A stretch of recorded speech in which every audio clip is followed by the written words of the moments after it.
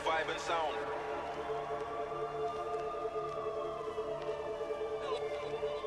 Don't tell me when to stop. Good times to make your vibe get down, get down, get down, get down, get down, get down, get down, get down, get down, get down, get down, get down, get down, get down, get down.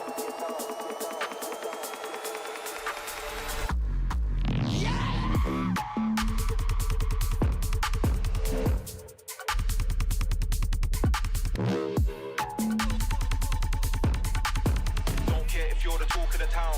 I'm what they're all talking about.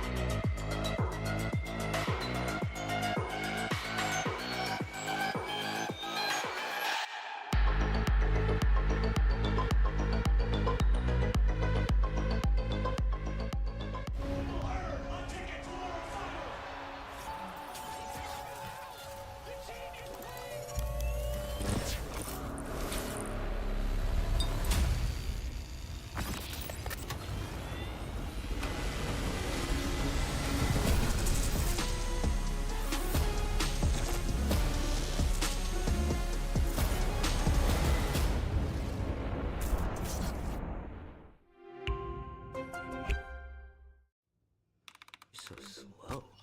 I told you I was done with basic browsers.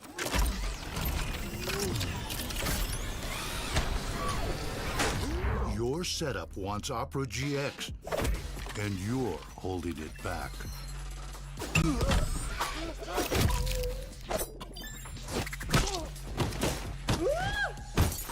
Upgrade to the gaming browser. Download Opera GX. When I was a player, if I was to make a misplay, maybe it's my mouse, maybe it's my armrest, something feels wrong. If you were at home, you wouldn't do that. The Infinite Precision Armrest is part of the larger Secret on Stage standard initiative, aimed to bring your home or training room settings to the tournament stage. 이제 저뿐만 아니라 다른 선수들도 세팅을 더 원활하게 할 것 같고 가장 편안할 때 더 강력한 플레이가 자연스럽게 나옵니다.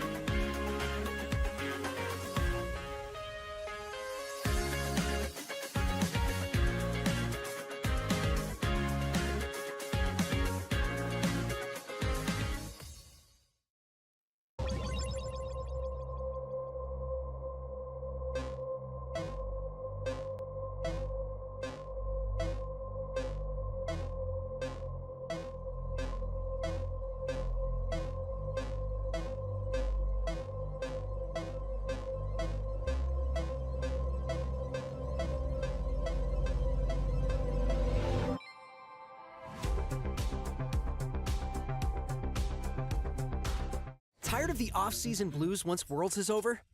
Fear not, because League of Legends is coming to the very first Esports Nations Cup, where players split from their clubs and compete for national pride. Will China test every limit imaginable? Will South Korea turn every game into a macro masterclass? Will EU and NA actually play in the correct lanes? The final event of the year is not to be missed. Esports Nations Cup 2026. See you in Riyadh. With my new phone company, Menace Mobile, our pricing structure will be so confusing, it can only be described as evil. That isn't evil. It's just typical phone company stuff. Besides, people just switch to Verizon. With their new Simplicity plan, there's just one plan and one price. What now? And it's only $30 for a single line. $30! So you're all choosing Verizon. Traitors! Introducing the Simplicity plan, $30 for a single line. Can you hear me now?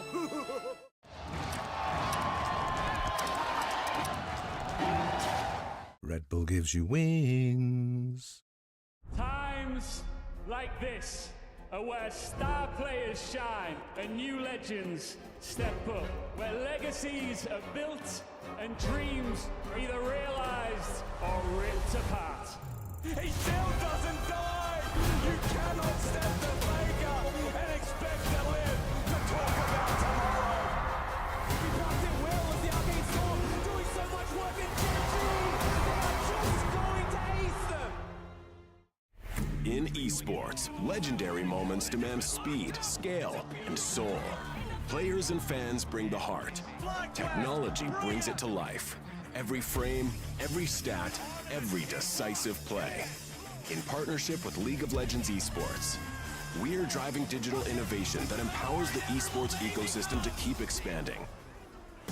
So players can focus on the game, and fans can focus on the moment.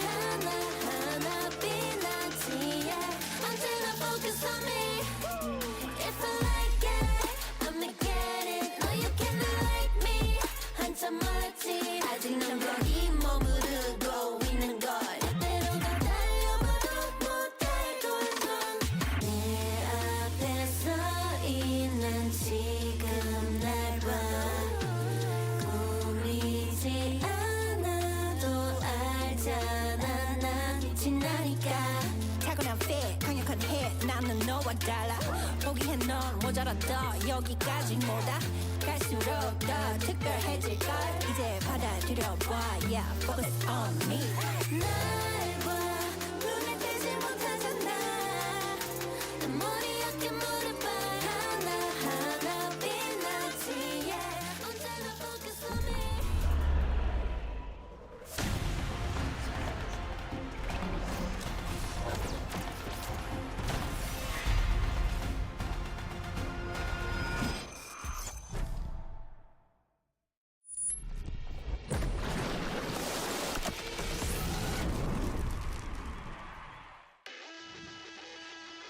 안녕하세요. Daejeon을 환영합니다. Welcome to Daejeon for the last day of MSI play-in. We have one last series here on our hand. It is going to be Team Liquid Alienware versus T1. We see them with the signing moment here. Their signatures look so cool every time, I have to say. Yeah. Putting all of us to shame and yeah, putting EU to shame as to what happened yesterday. Raz, Dagda, actually, I'm just going to talk to you. I don't want to talk to this guy. I don't know. I'll tell you what happened. An injection of hope. Faith. That didn't feel like hope or faith. I didn't like it at all. Whatever we had, we didn't enjoy it. Oh my God. The noise complaint in my hotel room, I'm telling you. Bro, I thought it was a fever dream because of jet lag, but no, we actually got 3-0'd. Yeah. By TL. There's been a lot of 3-0s, by the way, if we can talk about what happened in play-in. But like, yeah, talk me through from your winner perspective, Raz. Haha, congratulations. How did this one happen? Yeah, I personally saw this one coming. Don't check my early predictions. But no, quite honestly, it was basically the 3-0s throughout play-ins expected from the T1 side of things. But then we all looked at K-Corp versus Team Liquid Alienware, and we expected it to be a competitive series. Yeah. That did not happen from the draft, from the in-game play, and I appreciate it. That gave me hope for today, at least a little bit of copium. Yeah, it was not it. I mean, even Atlas was coming into the game yesterday going, this is going to be the closest series we have in play-ins, and then it just wasn't. It just wasn't. Honestly, the closest one kind of feels like it was T1 versus TL the last time these two teams faced up, if I'm being honest. Which gets me excited for today, but before that, even if the games haven't been close so far in play-ins, a lot of stuff has been close in-game, and that's the smites. And I want to play a game with you guys, and you guys watching as well. We're going to give you some pictures to celebrate play-ins, and we're going to say who won that fight. Okay, who won the Looking smite at the fight? screenshot we have, obviously we blurred the names. Okay. You just have the champions here, so yeah. Tell me what you guys think. And is that this is from play-in stage, right? It is only from play-in stage. I'm going for blue side. Blue side has good control over it. I think they've got it. Okay. I'll go red. I'm going to go with red. Which game was it? I think... Oh. Also. Ooh. I think it was... Testing if you've been paying attention or not. Yeah. Well, I know though... But you think blue side wins, right? I'm going K-Corp versus T1. It is not K-Corp versus T1. Damn it! Because they had the Kiana with the Cassiopeia, yeah, which is did. the thing. But it is a blue side steal, though. You got that one right. Okay, okay, I'll take it. God bless Jose Diodo. This is your team. Yeah, You're supposed to know this. I should know this. I think the T1 versus Team Liquid painted my view of anyone winning smite fights from Team Liquid side. But yeah, okay, all right, I'll take it. All right. Even though I failed, I'll still take the win. That's still 1 point. You get it. Okay, thank you. Second smite fight we have here. Oh no! Not a neutral. Yeah, I'm sorry. This was T1 KC. Yeah. And that is the invade at the first few minutes that did not go the way of KC, who are the red team, and it's Owner who spotted away the blue. Yeah. Owner No debate on smoted. that. No debate on that. We don't get the victory as European fans, but I'll give you that point. We're already dead. Why do you have to do this Owner again? securing the red buff. Third one we have. Let's go. Oh my God. Oh, this was Busio's Rel steal against DCG. This was insane. I was like, what the hell? I'm sorry, Pop 9. We all got to go through it at some point. We all have to go through a moment like this. All right. And we just hate our supports after it. After that moment, you are scarred. I loved them. I thought it was great, personally. Oh, yeah, I was all right you with know that. what? EU, North American support? Yeah. Yeah, you better believe it. We're better. You can claim him for this one. And for the rest of what he did. No, I think we're good. All right, next one here. Elder fights. No, not Elder fight. Whatever. No. So I think is it only Yike who's played Kiana? I don't like this. I think I'm pretty sure this is the Owner stealing it. I'm just going to make a bet that it's probably a Jose losing a smite steal. I'm just gonna, it's a bet. It's a safe bet, I think, but I'm going to go for it. Okay. So you have that one right. Is it versus T1? It is not versus T1. Yeah. It's one of Yike's great moments. Okay. We know that he's really, really good for clutches like this. Usually. You do not try to steal against Yike. Okay. Lesson learned. We stole the series, though. I'll take it. We gotta anyway. be happy about something. Potato. Next one. Okay. What happens at Cloud Drake here? Oh. I'm feeling the heebie-jeebies on this one. Wait a minute. Kind of remember Wait, this one. This is T1 versus TL. It is T1 versus TL. Oh, so it's guaranteed. Owner takes it. Well, I don't even have to put the effort into this one. I remember this is one of my prep moments. Yeah, I'm sorry. Okay. Look, it is what it is. Yeah. That's happened a lot throughout the last time they faced off against each other. Yeah. All right. Let's Did go. Jose? Do we have? Yeah. I was going to say, I don't remember Jose getting much in those games. Please don't make it the same one. You know what? All right. Let's see if the producers want to bully us. What's going on here? Oh, this is game 2. Internal Drake. This was the soul that Owner stole as well against You TL. are trying to bully us. I'm going to start saying names from the production side. From the production truck, I'm going to start saying names. They're going after me. We're trying to be happy here. We're trying to extend the positivity from Team Liquid. Okay, you want to stay happy? We can stay happy because even though the smites didn't go his way against Honor last time, Jose Deodo had an amazing MSI so far. We saw the listen yesterday, but I feel like he's been popping off left and right ever since the start of the tournament. Did you expect him to be that good, Raz? Not at all. It's funny because personally, I believe he should have gotten MVP for the split that he had during the regular season in North America. But he's somebody that comes on stage and he talks about how he's just trying to play with no pressure like it's any other game. And usually when someone says that, it's like, okay, I'll see it before I believe it.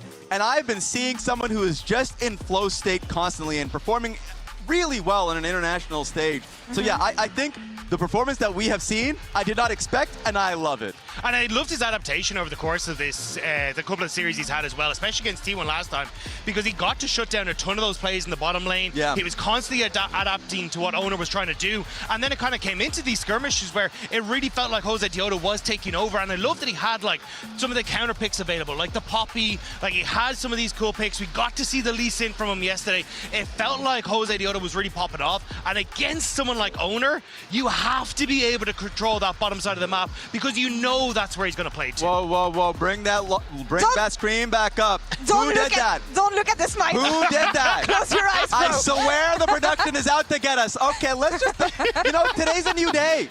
We don't need that negativity. Look, it's some European production, okay? We understand what it is, all right? But if you're not going to get the neutral objectives, maybe you can get control elsewhere against T1. What are we looking at here for him? Oh, God, I feel like there were so many things that were happening that were not really giving me a lot of positivity. I will say, from Jose Deodo's side, I just love the fact that there's some creativity in the draft. Like, I've been enjoying that part. Yeah, and I love, again, that he's been able to play so heavily around that bottom side, because I think that was where, especially in Game 2, they were able to do a lot of work against T1. And I kind of wanted to break it down, because I think he worked really well with Core JJ coming into that game. Okay. And I think Core JJ, along with Jose Deodo, was exemplary.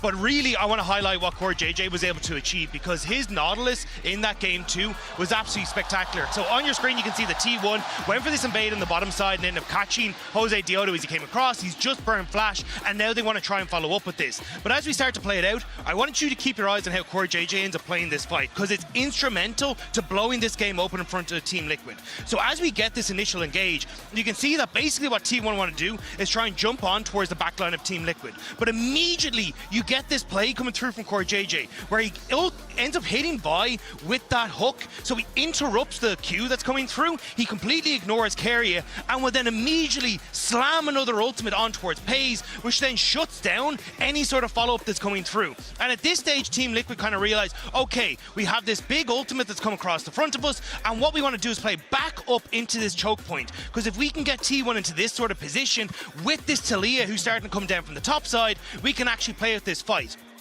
But again, watch how patient Core JJ is in this, because at the moment he has both the Locket and this heal up and available, which you could throw out immediately, think, okay, we're going into the fight, we're about to take a lot of damage from Keria's ult, but he's patient with us. And you'll see now in just a moment, as this engage comes through and he gets knocked to the side, watch there, immediately gets the heal onto Jose Deodo, pops the Locket there as well, which is onto Jose Deodo.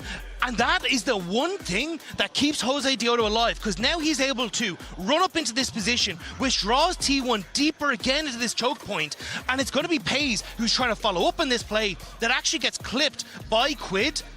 and then the Unraveled Earth is here, just there. He gets stunned, Paze tries to then follow up, and immediately CoreJJ, with this monster hook that defined the play, set up Team Liquid for this play, where they get the kill, and sure, he dies in the end, but it's the understanding by CoreJJ in this fight of who the targets need to be, how to interrupt T1, where to position in the fight, and crucial cooldowns that really blew the game open for Team Liquid. I feel like this international event, I love that highlight, has been amazing for CoreJJ. Because domestically, there's been a few question marks on the bot lane as a whole, but for sure from CoreJJ, who's like in his peak moments in his career, can really control the map and team fights like those. So the fact that we're seeing that alongside a lot of the positives of the rest of the map from Team Liquid, that do give me hope. So you know what? I was kind of negative on the 3v3's bot side. I was kind of negative on a lot of things happening on Team Liquid, not after watching that. I love how we're trying to convince Raz that it's going to be Yeah, okay. your team is that there's good. hope Thank here. you. Thank you. But yeah, no, but this guy, he's been here forever. He played against multiple iterations of T1, and actually we caught up with him yesterday after the game and ahead of the ones he's going to have today. So let's check out what he had to say. In any situation, they will keep trying to find a way to win the game. I think that was really big. They think about like how to win the game, like never stop thinking about it. So I think that's really hard for enemy team to finish the game. I will try my best to get stronger individually to match the how Keria played. Some of the play he's making was really impressive. Yeah, I tried to do the same thing as him. Try and do the same thing Keria is doing. That is a tough thing to do. Yep, especially if he has rusted old man hands. I was going to say, Keria's mechanics are insane. I don't know many people who are able to do that. I do think one thing that gives me a lot of hope from Team Liquid side, I'll start with like the top side of the map. All right. Because the last time we saw this matchup, I felt like Morgan did incredibly well versus Doran. And it also was the same case for Kana. I know that like, I think from the one side from T1 that we've been seeing a weakness from is the early laning phase from Doran. I will say he doesn't get a lot of the draft resources, the lowest in terms of counter pick rate, and a lot of that resources go towards the bot side of the map. But you could see he's not doing well with it. Yeah, but it's also, Morgan has kind of been on a tear. Yeah. Like, he solo killed both the Korean top laners that we had him play against and had an amazing time against Doran. And I do think it kind of speaks a lot to him as he started to shift away from what he was known as domestically on all these kind of tanks and kind of being that weak side into, no, I'm going to play the Yasuo, I'm going to play the Rumble, I want to be a carry, and he's been stepping up massively.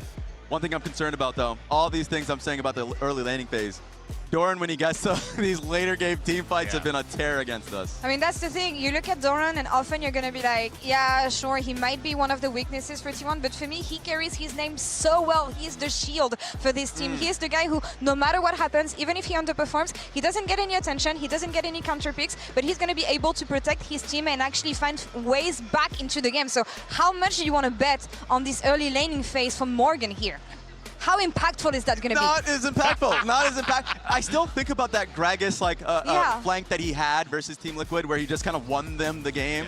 So I'm worried. But it's even in that game too that we just broke down how TL Purdue opened the game. It was then Doran with this insane public execution that kind of won the fight then for T1 later on in the series. So it just feels like you can kind of put the man down, but it's so hard to keep him down, which I think speaks volumes to Doran. Listen, I feel like a lot of fans, if you watch LCK, you know it, there's something called the T1 circus. And I know we shouldn't be talking about this too much, but I'm just saying that there's avenues into this game. I do think that Team Liquid had good elements when they played against T1 last time. Is there any aspect you want them to see improve upon since the last time they faced off against them? What are we looking at here? From the T1 side to improve upon? No, from the Team Liquid side. Those team fights. Like, Paze is just always going to try and find windows, small windows to get back into the game. From Team Liquid, they would need to be a lot more consistent with the lead that they have. And I think as well, just try and solidify that bottom lane. Like the Mel Camille kind of blew the game open in game one. If you can try and get rid of some of these picks, maybe in the ban phase, hope that then you can be a little bit better prepared and maybe that game doesn't run away with you.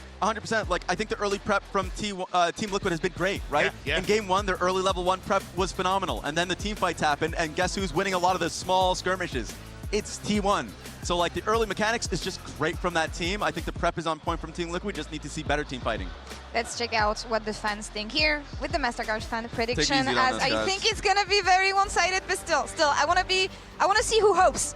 Please take it easy on us. I want to see who hopes. You know what? Honestly? 19.5% of the fans think that Team Liquid Alienware is going to take it. I think that's as good as it gets. Round that up to 20. Round that up to 20%. Let's round it up to 20%. Yeah, round it up to 20. But also, fans only have a 33% prediction rate? Oh. What are you doing? Yeah, you guys are getting this wrong again, by the way. You know what? I like what I'm seeing. I like this has been convincing you that you actually should believe in TL. That's how this desk has been. Yeah. You're supposed to be the one with the American flag waving going, we got this. I will give them a game. 3-1. I have enough faith for one game. You know what? It's always hard because at the end of the day, only one team advances tonight between T1 and Team Liquid Alienware. Let's see who gets to the main stage.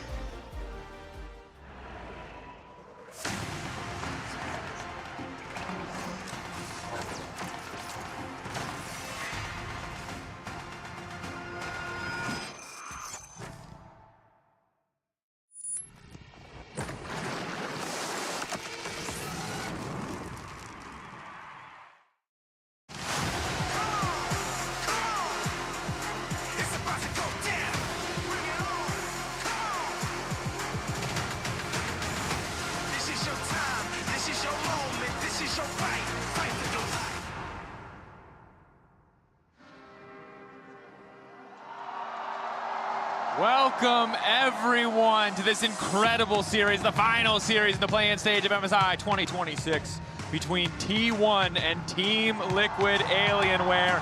And no surprise whatsoever, but I'm thinking it might be a bit of a T1 favorite house here today, Azale. It's hard to say, you know. You look out there, you know, it's like half core JJ jerseys, half Faker, you know, a lot of, no. I mean, it's basically 99.9% T1 fan. I was walking outside the venue before. Thousands and thousands of fans had lined up hours early to get in, to get the best seats, to be able to be in the front row, watch Faker, watch T1 do what they are expecting them to do, which is smackdown TL. But after yesterday, a lot of optimism for TL. Of course, a tall task to beat T1, but I imagine we will see a significant uptick in performance, both from the lessons they learned last time they played and from the confidence they gained after that absolute demolishment yesterday. Both teams are on a 6-game winning streak, you know? That is, numbers don't lie. The numbers don't lie. Basically the same thing. Same thing. You can lose or you win. It's a 50-50 matchup. TL did make me believe in the last series a number of times. I mean, game 2 was the big one. I felt like compositionally, I thought they were going to outscale. I thought they had really good answers to what T1 had drafted, and they were up 6,000 gold. But T1 are just out team fighting them so badly in that series, and the games are decided by team fights these days. You can create leads through individual laning, through smart map play, but basically every game of League of Legends in competitive play these days is going to be decided in the 5v5.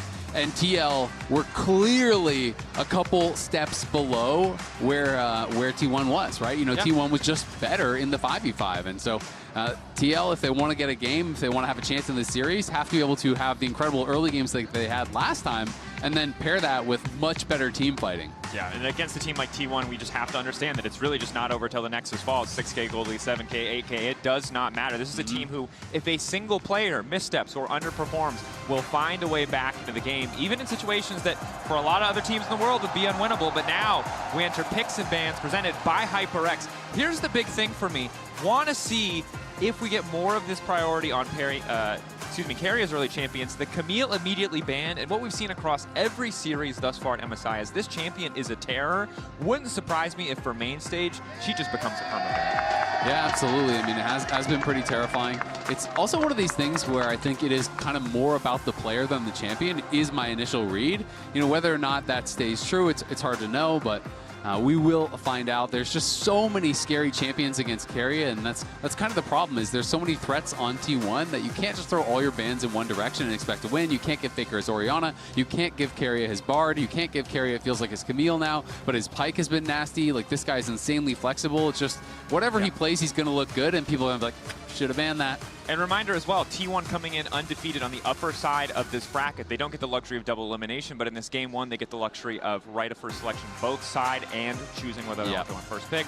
They've opted for first pick here. So T1 going to feel really comfortable in this draft, especially after they got to watch so much of what Team Liquid Alienware brought to the table yesterday. Absolutely, and it is a really good point, that winner's bracket advantage. You know, I was talking about it with Spawn on the desk yesterday.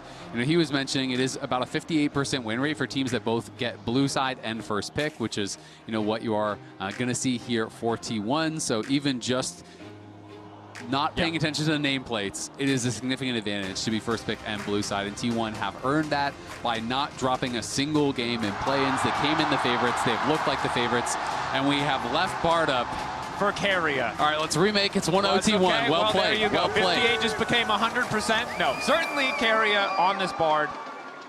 Well, there's a lot of Carrier's champions that could feel a little unbeatable, but this is a champion that can be incredibly terrifying and already kind of signals to Team Liquid, hey, you cannot be picking immobile carries. Carrier is going to find a way, going to find those angles and see if they have an immediate response, because they left this open. They knew what they were getting into. Yeah, they absolutely did. And this is one of the things that, you know, TL has talked about at times, where they say, yeah, you know, you can flame someone for leaving a champion up, but sometimes in Fearless, to actually be able to win the whole series, you can't just permaban something the entire way through. So you come up with a good plan. You say, all right, this is how we're going to try to beat Carrier's Bard. Obviously, that is a Herculean task. That's going to be incredibly difficult. But you come in with a plan. If it works, great. If it doesn't, at least you don't have to ban it for the rest of the series, and that is kind of the thought process that some coaches have had. But I'm excited to see what TL will bring out here, because Carrier's Bard is insanely hard to stop. I will say, you know, there was a lot of criticism towards KC for leaving it up, but KC in that game were actually in a pretty good spot. And then Carrier did Carrier things and made them look silly, and they won the game, but kind of does that on a lot of champs. Well, it's true, and sometimes Carrier is just going to do Carrier things, and there's nothing you can do about it. You can't ban a player on the enemy team. If they could, I'm sure that he would be on the short list. Absolutely, but that's just not how the game works. It's just a reminder of how incredibly good he is individually. But as we go later into the draft, we see on the side of TL already really strong engage options here. Again, immobile champions might also be a concern for T1 when you see the J4 locked in, but an immediate response of Owner Zin, no stranger to the pick. Oh, that guy's pumped up. One of the signature options for him, I'd say. And now Pei is, interestingly, opting for something a bit safer. Maybe we see a game where T1 aren't actually playing towards the bottom side. Yeah, and I think the Ezreal makes a lot of sense, because I was going to say, you know, the classic pairing, if you are going to go Caitlyn Bard, you see that they are already showing Rel, you see that they're already showing Jarvan, and you have to pay some respect to TL, because I think their prep and drafting has been really, really good throughout this event. Even in the losses against T1, I thought they had draft advantages in a lot of those games. And so you're coming in, you're expecting to want to full send it, and maybe T1's read is you are hoping we will play a lower mobility carry, someone like Caitlyn who is more vulnerable that you can full send it on and really punish. So they are going to go the safer option, put Pays on the Ezreal here. And he is a demon on this champ, as he is on many others. To me, so much of the series is just going to come down to can Yon and CoreJJ stand up to Pays and Carrier, because they are, in my opinion, without a doubt, the best bot lane in the world, and they were the clear issue in the last series as well, both in lane and in team fighting. They clearly outclassed TLAW's bot lane. They absolutely did. Of course, we've seen an uptick in performance. Those games that they've spent since losing to T1 have not been wasted, but it is a tight timeline to turn around. And it's not enough to compete head-to-head, but it might be enough to stem the bleeding and adjust. As we see Cassio taken away, paired with that Rise Band, really trying to set up Quid to be comfortable. The downside is 80's dropping even lower, even further in the draft for Yon, so a comfort pick isn't super likely. Yeah, I mean, to me, I'm not that worried about AD bans in a game one. I just think there's so many that can kind of slot into whatever. I'm expecting probably an Anivia ban as well. You know, ban out some of the common answers here to the Rise. But, you know, the question to me is, yes, Yon and Core have looked much better. And I think Core, just in general throughout this event, even against T1, has looked way better than he had in NA. I didn't even have him in my All-Pro, to be honest. Sure. But the question is, you know, when you have those other matches against DCG and KC, does that really transition over against a team like T1? Or is it just the level of competition is very different, right? Because T1 has outclassed everyone in play-ins by a lot. Life would be so much easier if the transitive property really just worked one-to-one in League of Legends, yeah. but the comparisons are always going to be the hard point. But as predicted, Azale, we are going to see the Anivia taken off the board. questions as to what Doran and Faker are going to bring to the table, especially Doran, right? Because that was one of the few lanes where Team Liquid Alienware were able to really just crush in the 1v1. Incredible performances from Morgan, a return to the Lord Morgan era at the start of the season. But Kai'Sa, historically, really good option into the Ezreal in the later stages. Those first few items for Ezreal still favor him, but Kai'Sa, champion who really doesn't care if Ezreal wants to play at a distance. She can get right on top of him. Absolutely can, and this is a throwback. It's full comfort, for Jan. He used to play this style a lot when the kind of dive metas, so they are going to be looking to full send it. They do think they were hoping that T1 would have gone for a Caitlyn or something easier to kind of get in on top of. And Bessa going to be blinded here for Doran, so the question is, what can Morgan go towards? The Bessa felt a little bit obvious once we saw the Renekton ban. That's kind of the meta ban that you are going to throw out there as protection. Morgan has been incredible, and that is kind of the other side of this story, is people are looking at this and saying, it was really close. If only Jan played better, they could have won. But you can't guarantee that Morgan is going to be chain solo killing Doran and that Jose is going to be getting advantages over Owner at times, right? Like, they played so damn well, and that is not easy to do. That is not a guarantee by any means against players of T1's caliber. Absolutely, right? You need that simultaneous level of overperformance, or that day where they're able to match T1, go head-to-head, and you need that bot lane to step up. It's a lot of disparate variables. Part of the reason why T1's so heavily favored in the fan prediction, as well as I think by a lot of the analysts, right? Seeing how much TL have been able to step up over the last few days, what they'll be able to implement into their game. No. They didn't even have a 50% win rate in predictions anymore. Pathetic. They follow their hearts, Isaac, which, as we know, they're frequently wrong. We're humans. We make dumb choices all the time. We err. That we do. My fatal flaw was loving North America too much. My fatal flaw was believing in KC, so I think you're doing just fine as far as fatal flaws go. But we'll see if there are any fatal flaws in either of these teams' strategy or execution as we get ready for the first game in this series. Again, final series of the play-in stage. The winner will hot drop into the main stage and play against BLG. So the stakes are astronomical, and they're not stopping anytime soon. It's going to be exciting here. And even though T1 obviously has that upper bracket advantage, that is getting spent in game one. There is no reset on the bracket, anything like that. So if they lose, they are out of MSI, period. T1 never goes out early in tournaments, though. The worst they've ever done at Worlds is semifinals. Anytime they're in MSI, they're usually having a deep run. They're never knocked out before, the bracket stage, before that elimination stage. The 2019 MSI that EU fans love to bring up, that's their worst result. Third, fourth. Exactly. Third after, once we got to double elim. How many teams are left? Yeah. More than 3 or 4. Exactly. Unfortunately. Already seeing some early aggressive trading here in the bottom lane. Carry trying to make the most of that Bard level 1, getting the execute proc down. A bit of chipping away, but both sides burning heal, so not the end of the world. And a pot already used for Jan, and he's going to be missing, about 100 HP as well on top of that, even after the potion does expire. So significant HP advantage there for T1. As Carrier tries to predict with the Cosmic Binding, can't find it. And this is the difficulty, right? You can look at a matchup like this and think, great, we're going to do well later, just hold on. But that is so much easier said than done against these guys who are just so incredible at pushing the limits of every matchup and punishing on every minion. They're going to crash the wave, they're going to stack it, and then when it bounces out, well, guess what? You got to be able to fight them or you're going to be losing minion after minion after minion, and that's why it gets so hard. And you can see Core doing what he can with that crash down, trying to get a little bit of space, but he knows that in these early levels, you're just not going to be able to match the power of the Ezreal Bard, both the range and their early kit strengths of their kits. A few more levels, maybe things can even out, but you said it, it's not easy to weather the storm. We like to pretend when we're not watching, when it's a lane that we're not in, hey, just hold on, buddy, it'll be fine, but always easier said than done. And you can see here, of course, Carrier, some impressive numbers in terms of his individual games, and certainly a player we're going to be tracking across the entirety of this tournament. But first he has to make it through TL, and, well, he's done it once before. But can he do it twice? That's the question on everyone's mind. That's true. It's true. I will say Doran already looking a little bit more comfortable in his laning matchup. Last time we saw this up against Morgan, it was Morgan on the Rumble, so things are a little bit different this time. Yep, and Carrier now moving to number 3, 193 international games played, including this one, will put him into number 3, passing Xiaohu, a legendary LPL player. And here's that full list. And this is the international assists.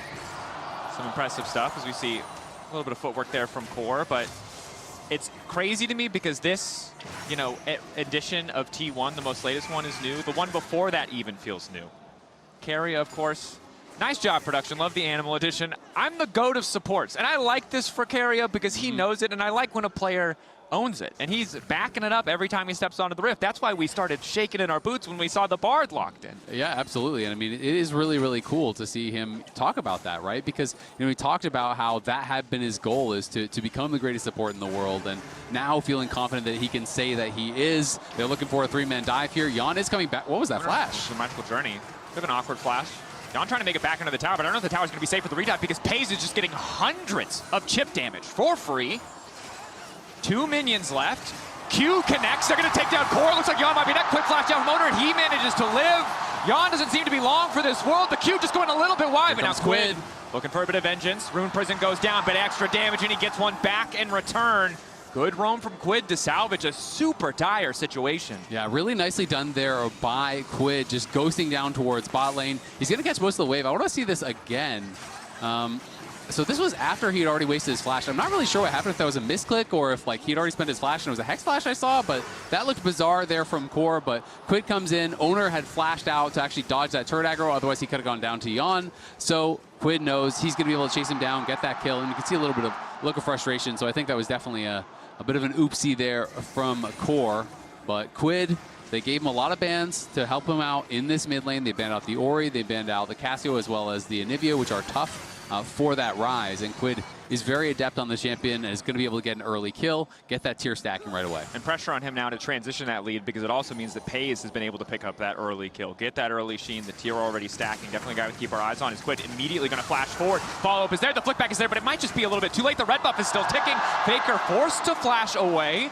But not getting the kill is frustrating. That's 2 flashes burned on the side of TL. Exactly. They get both the flashes there. That is so good from Faker, being able to actually tank that gank. Had a really good timing on the flick back to be able to deny some of the damage as Jose was coming in. And in that picture-in-picture, we saw that Yeon lost his flash to Keria as he was trying to push out that wave after they had gotten the kill. And so Yeon is going to be very vulnerable as a result here. And Core and Yeon going to have to do their best to hold on.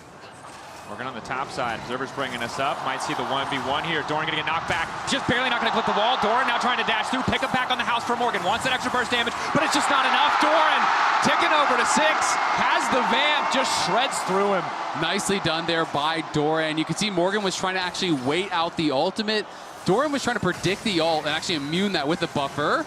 Area taking a big chunk of damage, but has the magical journey to keep him safe across the map. Fist fights breaking out in the lanes, even without the support of junglers. Yeah, and that is just so big for Team 1. You're already putting your energy into this bot lane, getting them ahead. Paze pulled back, 3 stacks. The second skin. We're now wandering and spotting out Jose Diodo, but with his bot lane in such a comfortable position, it's going to be hard for Jose to contest this crab. Yeah, I mean, Paze also got the kill down on the bot side, and Yeon is down 2 full waves, so this is tough, but here comes Quid. Morph is big. Bard the get out of jail free card here, but at least they'll be able to secure the crab. Faker roaming down, poking his head in. Jose Diodo taking over to level 6 is pretty big. Maybe they can capitalize in mid lane. Faker very aware of where his opposition is, however. Jose Diodo might not care. Cataclysm? Walking at him menacingly with a Fnatic Jarvan skin? The man has a lot of aura. You gotta respect it, but it is just gonna be an ult for ult trade. Yeah, not the greatest there from Jose. Is going to lose that ult at the end of the day. So here it is earlier. And we can see Morgan tries to wait it out, then get that stun into the wall. Just barely missed it. Tries to flash in and actually go for a Q flash to try to just make it so it's unreactable basically from Doran. But then Doran flashed over that, is able to win out on that 1v1. And then Morgan without flash, of course, cannot retreat. Really slim margins in that 1v1. I think if Morgan gets him into the wall and gets the bonus damage, I think he actually has the kill. And Morgan, remember, was a shining light for TL in the previous series as he now jumps over Keria's head, but there's just no way out. 4 members of T1 seemingly appear on the top side out of nowhere. Starts with a Cosmic Binding, but now Team Liquid want to turn this play back in their favor. Ulti forced out from Owner. The debate from TL, can they keep pushing in? Have to be careful fighting into that choke. And Faker has so many cooldowns up, so they will just back off, have to contest with that ult. I really like how active Quid is being, though. He got early Swifties, and he is just running around everywhere. They are looking to scrap. We have heard TL, and Quid in particular, talking about how fast T1 looks to play, and that you need to be able to match that pace. Because if you try to sit back, your teammates are going to get preyed on. They're going to be getting picked off left, right, and center. So you need to be as active as they are. And Quid is trying to do just that. Tries to match the play towards topside. Now moving bot to try to get behind Paze, but he has a ward, and That should mean that he is going to be probably safe. Your pace should be fine. Dodges the initial burst of damage. Root connects, but there's not really any follow-up there. Again, you can see that it feels like Quid knows how important it is that he leverage his lead. He's the only member of the team with a lead on the map, right? As dominant as Morgan was in the previous series. You know, we saw the stats briefly on the side there. Thus far in this first game, it just has not been the case. Even if the margins were close, ultimately getting the kill just puts Doran in such a comfortable spot as T1, almost 2K in the lead, only 8 minutes in. And it's like I was saying in draft, right? You can't take that for granted. You can't assume that Morgan is always going to get those kind of leads against Doran. It's just not going to happen. Doran is too good of a player to always get that sort of an advantage over him. So, you know, both Doran doing better in the 1v1 individually, and then T1 putting a lot of resources up towards that top side to try to cover for Doran, make sure that without the flash he couldn't get ganked, and as a result they were able to actually kill off Morgan. So they really are trying to put more of an emphasis, I think, on this top lane, and that may be one of the adjustments that T1 came into today, looking to try to really polish up. And thus far, they had the cake, and now they're eating it too, because not only are Paze and Keria still winning on the bottom side, but they've also limited a strength that we saw previously. Again, it was an 0-3 loss from T1, despite that, up in CS, up in Gold, and up in XP across the entire series. Not something we frequently see. A testament to how good Morgan was playing on the day, but Doran clearly coming back stronger and with a lot more support in this top lane. Morgan, Meganar back into the wall, but there's simply too much damage. Perfectly timed ulti from Keria as well, just to deny that extra tower shot. Yeah, that is actually crazy. Turns off the tower there, because had that been a split second earlier, Morgan would actually be in that, you know, and maybe things could look a little bit more awkward, but beautifully timed there by Keria. They get another kill. It goes to Doran. Morgan has been put in the dirt, and Team Liquid just trying to get something back on the other side. Will get a Dragon, but they're down 2,000 gold now already. Dragon is the consolation prize for the top play, but it's tough, right? We already see that first item completion coming in from Doran so accelerated. 1K individual lead, Eclipse now finished. It's only going to make things that much harder for Morgan to just survive. And you see the swap now from TL. Core taking up home on the top side alongside Yon, who 32 stacks left on that Cole. Will start to get close to that first item completion. Yeah, Owner, as you say, you know, another item coming in there for T1. And it's going to be about Team Liquid trying to find picks, trying to, you know, find some plays here, which is not that easy to do. You know, there are some targets that you want to go for. Obviously, the Ezreal will be great, but he's going to be hard to lock down. You know, Faker, you could try to look for him, but of course, if you overcommit, then you are going to get really punished by these melee champions in the front, right? If you're trying to dive through Doran and the Owner and you're ignoring Paze to kill Faker, that could be really, really tough. So I do think Team Liquid is going to have to be absolutely on point with their engages. You got to make sure that you are pixel perfect as you're going in, or I think the fight's going to go terribly. They do.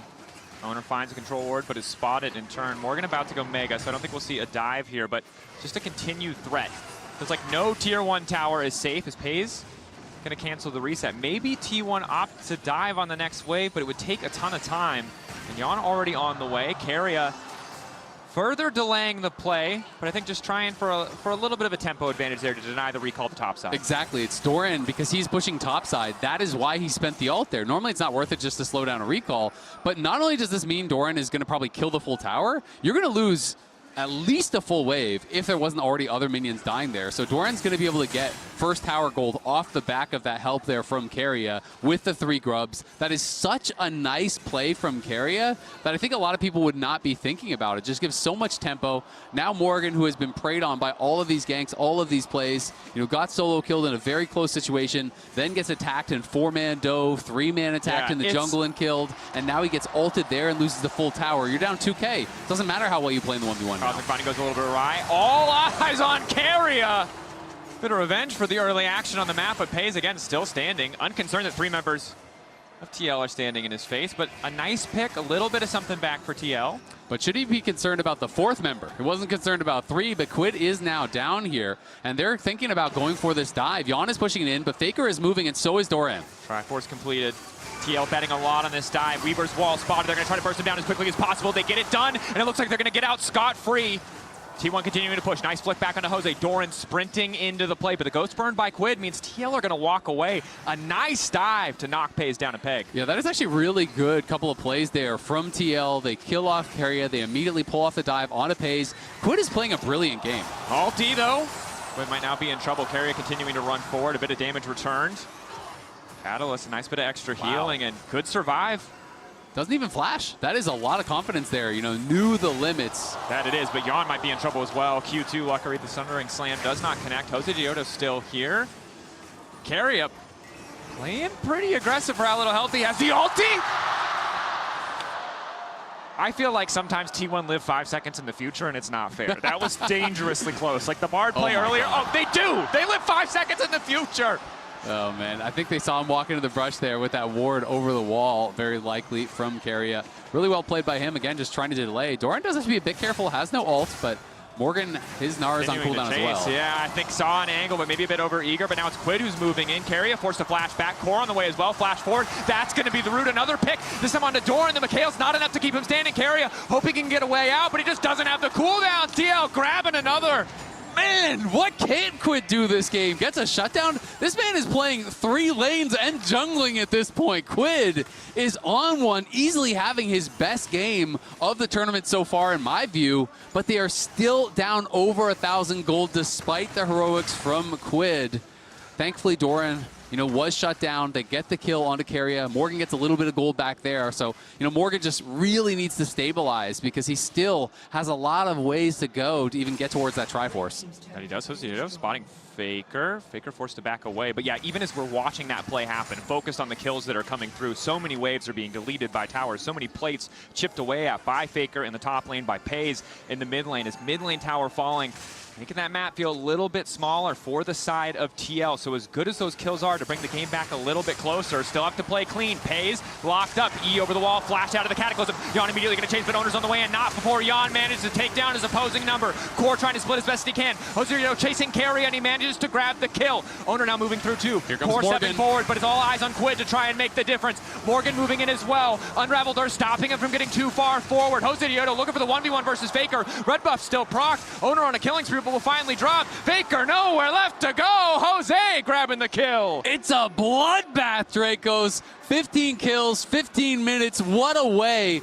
to start off the final series here of play-ins. And look at the patience from Jan. Waits until both the E and the flash is used to go in with the killer instinct, knowing there's no escape there for Pays. Owner does a good job taking him down, but then they have the extra man. Jose is just buying time here for Morgan to be able to come down to help them out. Quid is working on Owner, is able to finish him off, even though he just barely gets that kill onto Core JJ. It's another great fight here from Team Liquid, who are just keeping things so scrappy in this game. They clearly have the idea to play at the same pace as T1.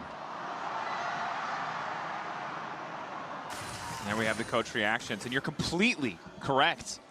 I mean, ultimately, T1's still ahead in gold, I think, because of so many of the macro plays. Trading and evening and kills, you know, isn't going to put you too far behind. There weren't these massive shutdowns. It wasn't that big of a lead, but TL keeping it close makes a lot of the rest of the game feel much, much more contestable, especially Jan is getting closer to that second item, and you can see why they would pick the Kai'Sa into this Ezreal. It's not going to be easy for Pays to step so far forward, especially now that he's missing the flash. Yeah, absolutely. It can be pretty scary. You can see Keria did rush for the Mikhails, so wants to have that cleanse, wants to keep Pays safe, because he is, of course, playing barrier. He's not going to be playing cleanse, so is going to be there with the perfectly timed Mikhails every time, it feels like. But we are seeing, you know, Morgan at least now relevant, of course, still very behind Doran, his counterpart, who does have 2 items and is a terror. But you can see in the Coinbase gold grind, it's still a significant lead for Doran. But if Morgan can get to a point where he can at least stabilize in a side lane against Doran, and you can have a 4v4 fight, it's actually favored in gold towards TL, right? But that is a big if, because Doran is gigafed. And that was one of the things that T1 did so well, even when TL had that gold lead, is find favorable fights in situations where it felt like it shouldn't have been possible. So again, this is what we know. We heard from Spawn yesterday. Look, getting a lead is fine. Closing the game out, a different story. Really need to take it to the next level. And Quid, of course, on Rise is the centerpiece, is the focus, because the story for TL versus T1 at this tournament has been individual members stepping up, and today it's Quid's turn. He is the man who has this gold advantage, 3-0-2 on the way to a second item. Tier already fully stacked for the Seraphs to come in and can just be a massive threat in the fights.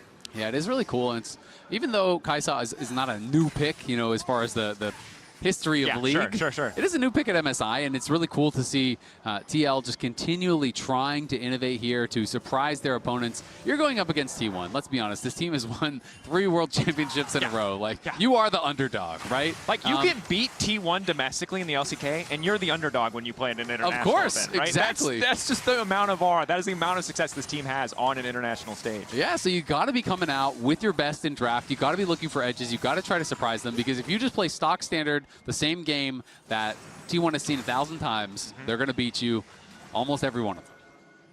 Just about. Of course, T1 continuing to push on that sideline. You mentioned it, Doran, so strong. It's difficult for anyone to match him, but TL kind of ignoring him, leaving on his lonesome, setting up Morgan to push top lane as they set up to crash the Herald mid, buying a bit of time, a little bit of trickery there. Drifting in now from Jose. Now knocking up Baker, but he doesn't connect the tower. Has to flag and drag out. It's a little bit messy. I like the look on the drift, but wasn't quite clean enough, and now he's going to pay the price. It won't just be Jose Daejeon in trouble. Nice ulti coming out from Yon, though, to get away from Doran. Core dropping down as well. Faker with a double. T1 more than happy to punish. Yeah, that was really clever from Jose, but a little bit too clever for his own good. As he gets in the Herald there, the reason they don't just let it automatically crash, because he knows Carry's going to block it. So he drives it instead, spins around in the circle. Had he been able to actually get that into the tower, it would have been great, because he pops out away from the turret and gets the shield when you do pop out. So he would have been totally fine, but because of that misstep, it turns into a bit of a disaster. The gold lead doubles for T1. They both die. They lose control over mid lane, over bot lane. 2 towers fall. So it was a creative look from Jose, but just couldn't quite fix the angle when he wrapped back around. Looked like Morgan did grab the top lane tier 1, so at least a little bit of gold back for him. Doesn't make a difference in terms of the individual gold discrepancy between players, but a little bit closer to that second item.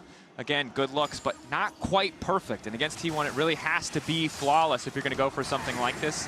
It's a clever start, tries to make the most of it, but unfortunately the full commit starts to cost him. Yeah, I mean, it was really cool, but he just couldn't. You could tell he's trying to turn as fast as he can. And Shelly kind of goes through that tower, but he just couldn't quite get the angle, and then tries to flag and drag out. Core moved back up to get the locket down on him, and then they see Doran show up. This is a beautiful ult from Yon during that cast time. That is the nurse to Ambessa in action. That increased cast time on the ult, uses that to Killer Instinct over the top of Doran, makes him miss. Otherwise, that could have been even worse, but Core goes down for the sins of Jose. And you're going to have to retake that driver's test, The fans are saying revoke his license, but guys, cars have turning radiuses. You guys are going to be out there flipping Miatas if you think cars could just turn instantaneously like that. You gotta chill. It's less about being able to turn faster, and it's more about you don't try that kind of turn, buddy. I see, yes. You're going down the highway, you don't just try to do fun fact, I don't have a license, so I don't know why I deemed necessary to speak in this particular moment, but yeah, I'm going to trust you on this one, Isaac. You have a car, you drive, you know things. That said, you dabble. Yeah. Look, it's still just driver. a 2K gold lead. Yeah, I could have made that Herald work, I would say. I would have braked the stop sign personally, but I respect the play. Personally, I would have not gotten in the Herald. Yeah. I mean, where do you even drive the Herald from? It's kind of weird when you think about it. You're fully absorbed in its body. I think. And then you explode out the back. In order for this to be like, where are you coming from? No, I think we all know. I think we're not going to talk about it because it's a family-friendly show. TL. I'm not getting in. Copying a little something from the T1 playbook. It is the cheeky random Baron start, and T1, it's their playbook. They know this play. They dropped the ward over the wall. They saw them there, and TL immediately backed off. You can't sneak a 20-minute Baron against T1 because T1 is on their way to try to sneak a 20-minute Baron. That's the problem. They're already there. They're already there. They don't even know you're there. They're here? surprised. What do you mean, Man, this is embarrassing. We were both trying to sneak it. We have reservations. Let's just leave. Let's just leave. This is weird. We'll take Dragon. Yeah. Which is Come back in a couple minutes, try to sneak it again. Look, and them getting Dragon, not the best deal from TL, but they didn't all die at the Baron, so that's decent. Again, we check in on the items, a thing we do very often. 2 completed items for Quid, but has stalled out a little bit as Faker's also grabbed his second. And Rylai's not the biggest raw power spike, but certainly an incredibly annoying item coming out from Faker. And with Pays doing so much damage, with Doran doing so much damage, he can opt for a utility item and still just be a giant pain for TL to try and navigate around. Yeah, we'll see exactly how TL are going to be able to play it out in these next fights. It is going to be Hextech Soul, but thankfully TL did get that one early Mountain Dragon, so they're not facing down Soul in 4 minutes. It is facing down Soul Point. Not something that you want to give for free, but at least it's not game-ending by any means if you do give over that 3rd Dragon. whereas that 4th Dragon will be a must. You're going to have to contest that, I think, if you want to stand a chance. Playing against Ezreal and Bard and TLAW with Hextech Soul is just, it's going to be GG. So we'll see what TL can do. Pace of the game has definitely slowed down over the last 7 minutes or so, but both teams are constantly posturing and looking for opportunities. Both teams, though, have done an excellent job not burning any major cooldowns, even when looking, when checking. See if any flashes come down here. Flash forward onto Faker. Immediate engage. John coming over the wall. Faker now in trouble, but is able to flash out to safety. Owner, a beautiful disengage on the Crescent Guard, and now Carrier locking down multiple members, looking to follow up. Morgan 1v1 off on the side, but it might not matter because Carrier is now running for the hills. Unfortunately, Team Liquid spent so much to finish off a support, and now they're in trouble. Pays flashing into melee range of 2 people. He is unconcerned. He is unstopped. Just continuing to free fire. A triple for the Ezreal. Yeah, triple for the Ezreal, but Morgan is still alive. Quid has got to get out of there. They do get another kill, and now the Realm Warp coming through. Quid will be able to exfiltrate the hot zone, but not before 4 members from TL go down. It's a fight won by T1 by the slimmest of margins there. Morgan just couldn't quite get in to actually join the fight.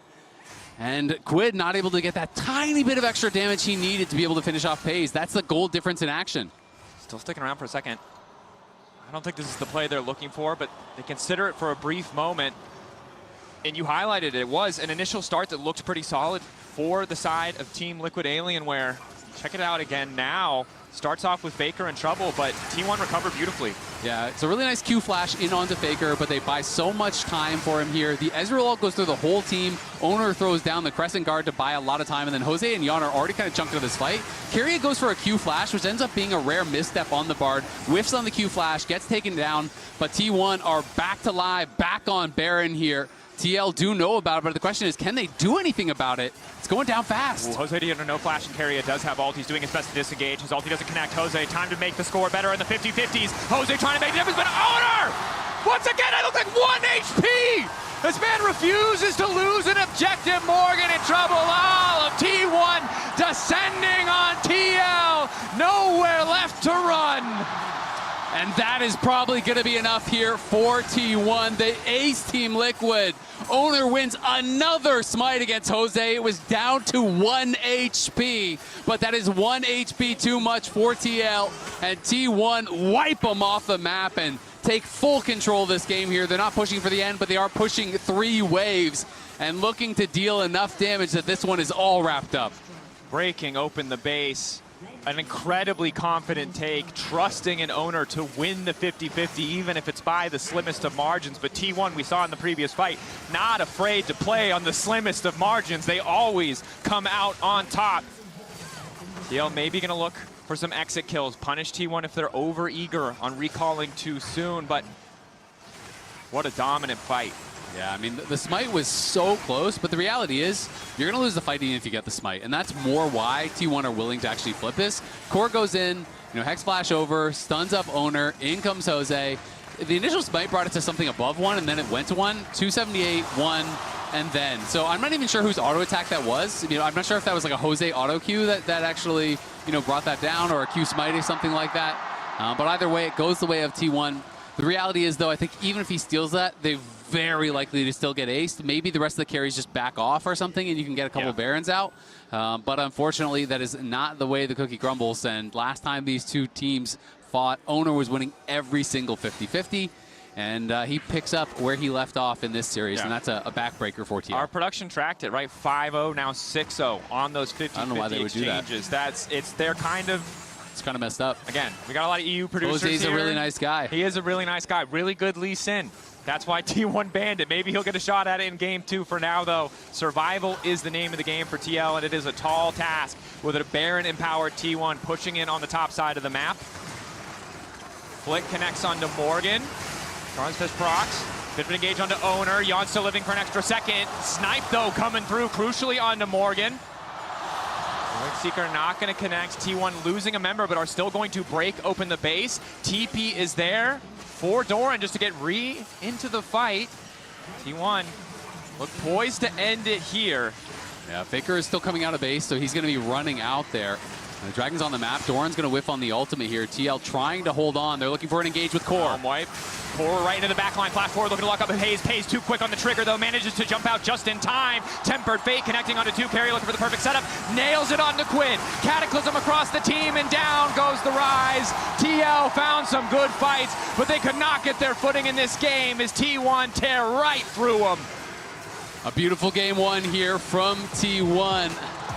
TL made him work for it. They scrapped with him, but it was T1 in control start to finish. It's them coming up in the big moments as they did in the last game. And what a turnaround here from Doran compared to Morgan. Desk, what do you think about it? It's always the same thing with this team. They give you hope, they give you something to just grab onto, and then they take it away from you. It's the small details once again that make the difference here for T1. I don't like the fact that Azael Dast asked that question. He knows the answer. I'm not going to be happy about that. What the hell? Look at his face over there. He knows what he did. He knows what he did. From ear to ear. We need to just play that one more time. Yeah. Oh, stop. Because I thought that Team Liquid did a great job of being able to catch out the classic T1 Baron. Yeah. They, again and again. In fact, they tried to do it themselves. It looked like it was going to be that moment, and maybe that moment of redemption for Jose Diodo with those smites, but he just couldn't quite find us. This was insane, because even missing on the Bard ultimate, going in with Core JJ, the setup, and 1 HP. 1 HP. And with them both them in the pit, it's Doran who's able to get the double kill. It's a good public execution to follow up, and this was really the nail in the coffin, because TL, it kind of always felt within touching distance. Yes, T1 were in the lead, but it felt like it could really blow open in their favor, especially with the composition they had. But that one kind of sealed the deal. It did. And I felt like Team Liquid played that.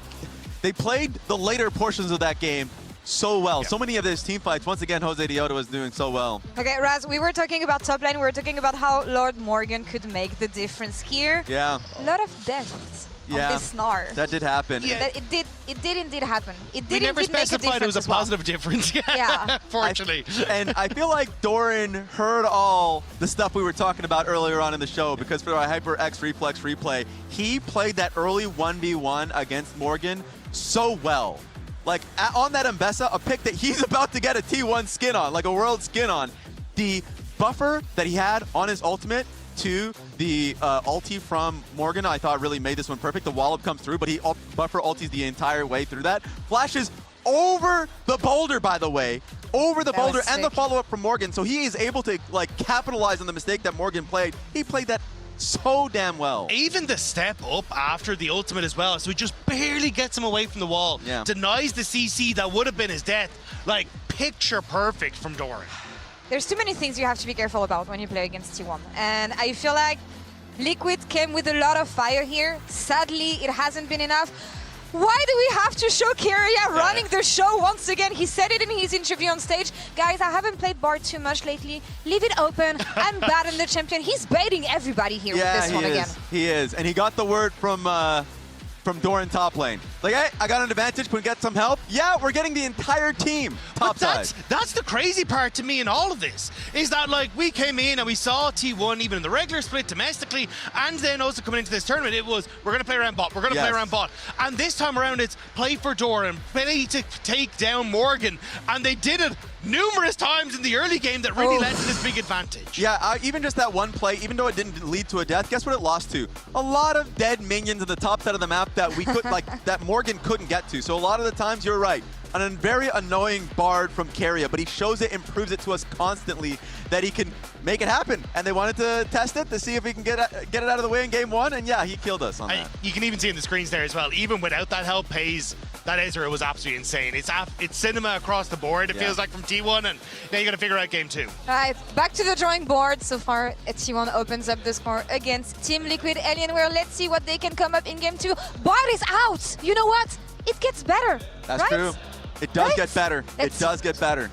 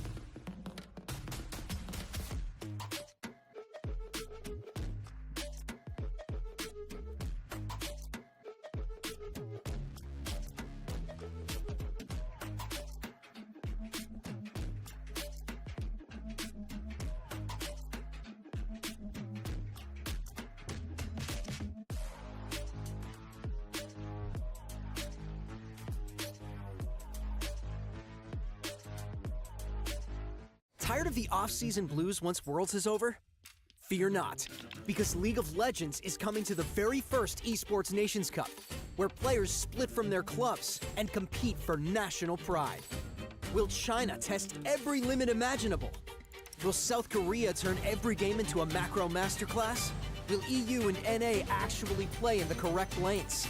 The final event of the year is not to be missed. Esports Nations Cup 2026. See you in Riyadh.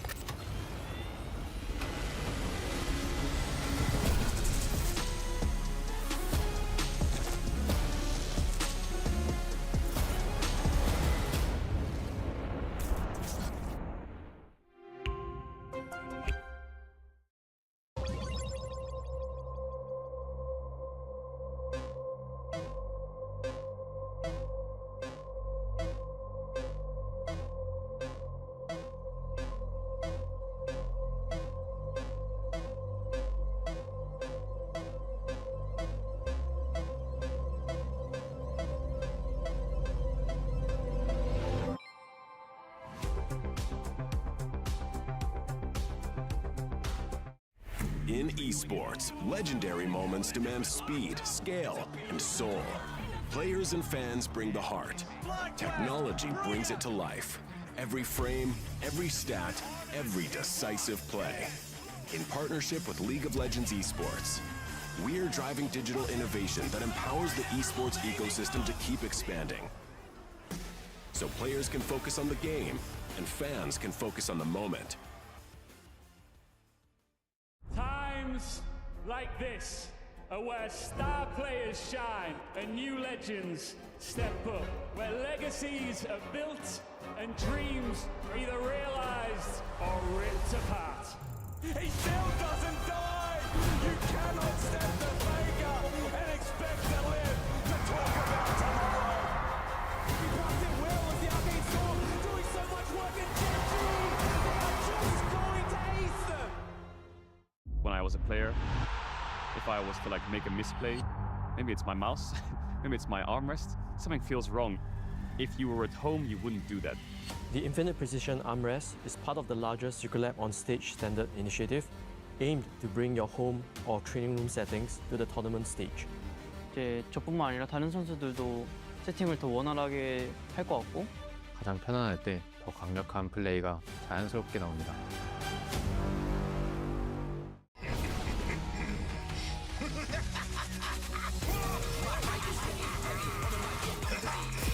Center stage.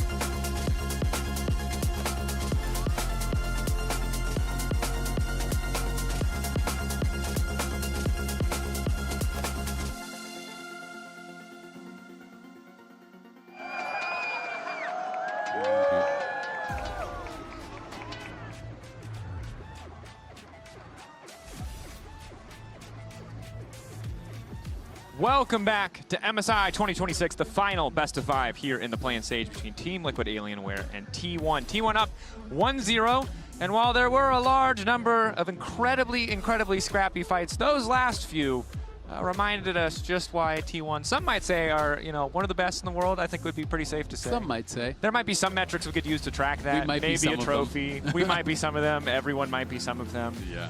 They did what T1 does, and they took over in team fights. There was a lot of slim margins in that game, but at the end of the day, ifs and buts and, coulda, woulda, it doesn't really matter, right? The game ended how the game ended. Didn't quite get that solo kill. If the Meganar hits the wall, I think he has the damage with the Q flash to kill him. Maybe top lane looks different. Maybe the whole game looks different because they were very proactive on the map elsewhere. If they get the smite, maybe they can get out and do different things, but these are not what happened, so it doesn't really matter.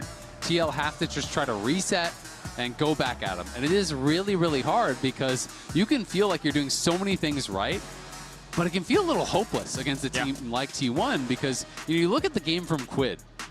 If I'm Quid, I feel like basically everything I did was great from the vast majority of that game. He was everywhere. He was roaming the jungle fights. He was going down to bot lane, ghosting, covering a gank, getting a kill there. Realm warping elsewhere, looking for another kill, forcing summoners, doing plays. But you still lost, right? So it can be difficult to try to just kind of have that mental reset and talk about exactly what you want to change when you only have a handful of minutes going to the second game. You can't really tunnel on these little things. You have to think about what can we actually fix for the next game, and quick mental reset, let's go again. TL, a number of interviews coming out for that first series with T1 or even after the series with KC, talking about, taking the losses in stride. So optimism that they can just come back into this game full force. However, they do now finally have, they get to participate in the right of first selection after losing out in that first game. This time they've opted for blue side, T1 opting for first pick. So priority here, but TL will still have luxury of that counter pick as we get later in the draft. And as much as a lot of people are going to say, well, you should have banned Bard, well, at least they don't have to ban Bard for the rest of the series, right? That's very true. And that is kind of the argument sometimes that coaches will make in saying that, hey, yeah, I could ban Bard for all the games, but if we're going to beat T1, it's probably going to be a long series. It's probably going to be 5 games. And do I want to spend 5 bans over the course of a series on the Bard? So people kind of look at it that way. Yeah. It is going to be Jace as the top lane blind pick. Yorick is up and available and is a pick that a lot of people really like these days. The question is, do you want to play that style? I'm always a big fan of Malphite too, but I don't think you can really do Malphite this early. But I do think Malphite is excellent into the Jace and can really be a difficult matchup for them to deal with. But it's kind of something that's pretty conditional that you go later in a draft if they have, if they're playing Ashe, Seraphine, and Jace, and, lots of low mobility, then it can be kind of a pretty nice pick. But we'll see where they want to go. And Nocturne is up, though they have banned the Orianna themselves, so they won't have that pairing. But this does lend itself to more split push, which makes me believe in the Yorick a little bit more, right? If you want to play through side lanes, then what better jungler to have than Nocturne?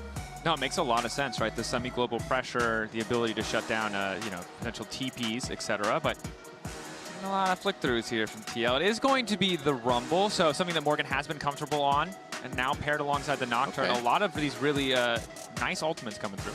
So I think they're looking at it less for the side lane than if you're going to go Rumble and more for the team fight. So what they are clearly missing now is the piece that holds everyone together, right? So then you're thinking about things like the Nautilus, because Rel is gone, Jarvan is gone, Lee Sin, obviously, they did leave it up, and Owner is an incredible Lee Sin. So this would be a great time to pick it because you don't have to worry about Jose taking it for the rest of the series. You don't have to worry about banning it. Yeah. So they're going to take it away, and Owner is an absolutely stellar Lee Sin. So it's not like he's taking a hit by picking this away. No. He is ridiculously good on it.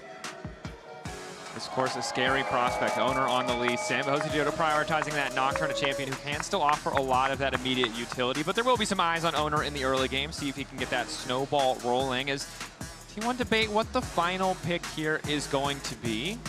Yeah, thinking through their options, do they want to early pick mid and then, try to set up for that? So it is going to be Lissandra. So this is pretty interesting because you do expose yourself to some of the more difficult matchups. People love Lissandra in matchups like LeBlanc, some of these champions that are really dependent upon mobility that you can lock them down. Quid is a very good Lissandra. You could go for this type of angle. You can also go things like Victor if you just want to kind of look to play and scale, have that AoE damage in team fights. And Syndra is something that has also been rising in priority here at MSI, but I'm more believing the Sylas simply because it's Quid. And I feel like anytime there's a good melee champion angle, Quid wants to take it, and TL are such believers in his ability on these champions. He's good on the control mages. He played a great Rise game, but like this is his bread and butter. Akali, Sylas, Yone, these types of champs, if you give him an angle, he always wants to take it. Yeah, Sylas a fantastic champion in those early skirmishes, and seeing that Lissandra on the opposite side just gives you a little bit more of the reliable CC that I think TL were missing, right? We said we need something to hold this all together. You got a lot of great tools to get fights started. You got a lot of follow-up damage with the Rumble, but a little more CC definitely makes the job a bit easier overall. Now, recognizing the amount of AD already present on the enemy team, maybe thinking ahead to what the bot lane matchups are going to look like. They've taken away the Ziggs. Mel, perhaps something that we could see as well. Yeah, we'll see if they are going to ban away that Mel. This is the first Lissandra at an international since 2023 Worlds, so has been quite a while. The new picks continue to come here. And it is going to be the Nautilus that I called out. You know, that is kind of like what you lose out on by dropping that pick to 3. You know, they clearly were maybe a bit more worried about Sylas getting banned out, or maybe they were never even thinking about the Nautilus. But it was immediately where my head went, just because Jarvan and Rell are already gone, and those are such obvious pairings with the Rumble that Nautilus to me kind of felt like the next in line. So the question is, do Mel and potentially another engage support get banned out? Because yes, like you can use Nocturne ult as a go button, but you don't want that to be your only go button. You want some sort of CC to lock them in the Rumble ult, and it's better if it is like Alistar flash combos, then the Nocturne comes in, then the Rumble ult comes in. Like obviously they have Sylas to steal his Lissandra ult and try to use that as kind of a bit of engage, but still feel like you need a bit more lockdown. And I really like that they opted to ban the Callisto away here, right? Traditionally really good against a lot of these shorter range kind of melee champions, and also just having access to that ulti does mean that no longer is a support an easy pick opportunity, an easy angle to look for something with that Nocturne. So, and of course we did see Pays dominate on it the last time they played. And I think that's a good point, and I think additionally, you're kind of looking at it as sometimes a pairing with Renata, and Renata is really good against dive comp. So if you give them an easy angle for a super powerful 2v2 like Callista plus Renata, Bailout is great against Nocturne Dive. Hostile Takeover is great against all these melee champions running in at you. So I do think it's kind of like a bit of a two-pronged ban. Not that you can never play Renata with other things, but that is the most common and most powerful 2v2 pairing for her. And so it'll be interesting to see where they go. TL definitely needs some more physical damage. You do have Nocturne, but Varus does kind of fit the bill here.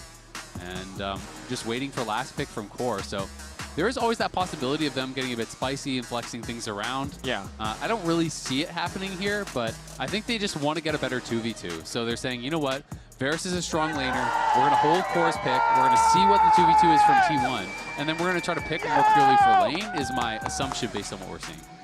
Having a winning 2v2 here, going to pay dividends. We've seen how good Pays and Carry are in a close to even matchup or even in a slightly favored matchup, and it looks like they want to take over. Lucian Milio offering a lot of range with that culling as we get later, but just such a powerhouse. I mean, the interactions between these two champions. Milio's replaced Nami, the new premier pairing, and it's just so strong. It is really, really powerful, and you're also thinking about dive, right? You're thinking about all of these tools coming in. And then you've got Breath of Life, you've got Ultra Mega Fire Kick to be able to knock people back, you've got the Worm Hug shields, Alistar, that other pick that I had mentioned after Nautilus is banned out. It's not playing for lane, it is playing for comp, but you know they are going to see what everything is as far as the comp for T1, and then they're going to say, you know what, we're going to go Alistar, we need that lockdown, we need that engage, and I think this style of champion really does suit Core.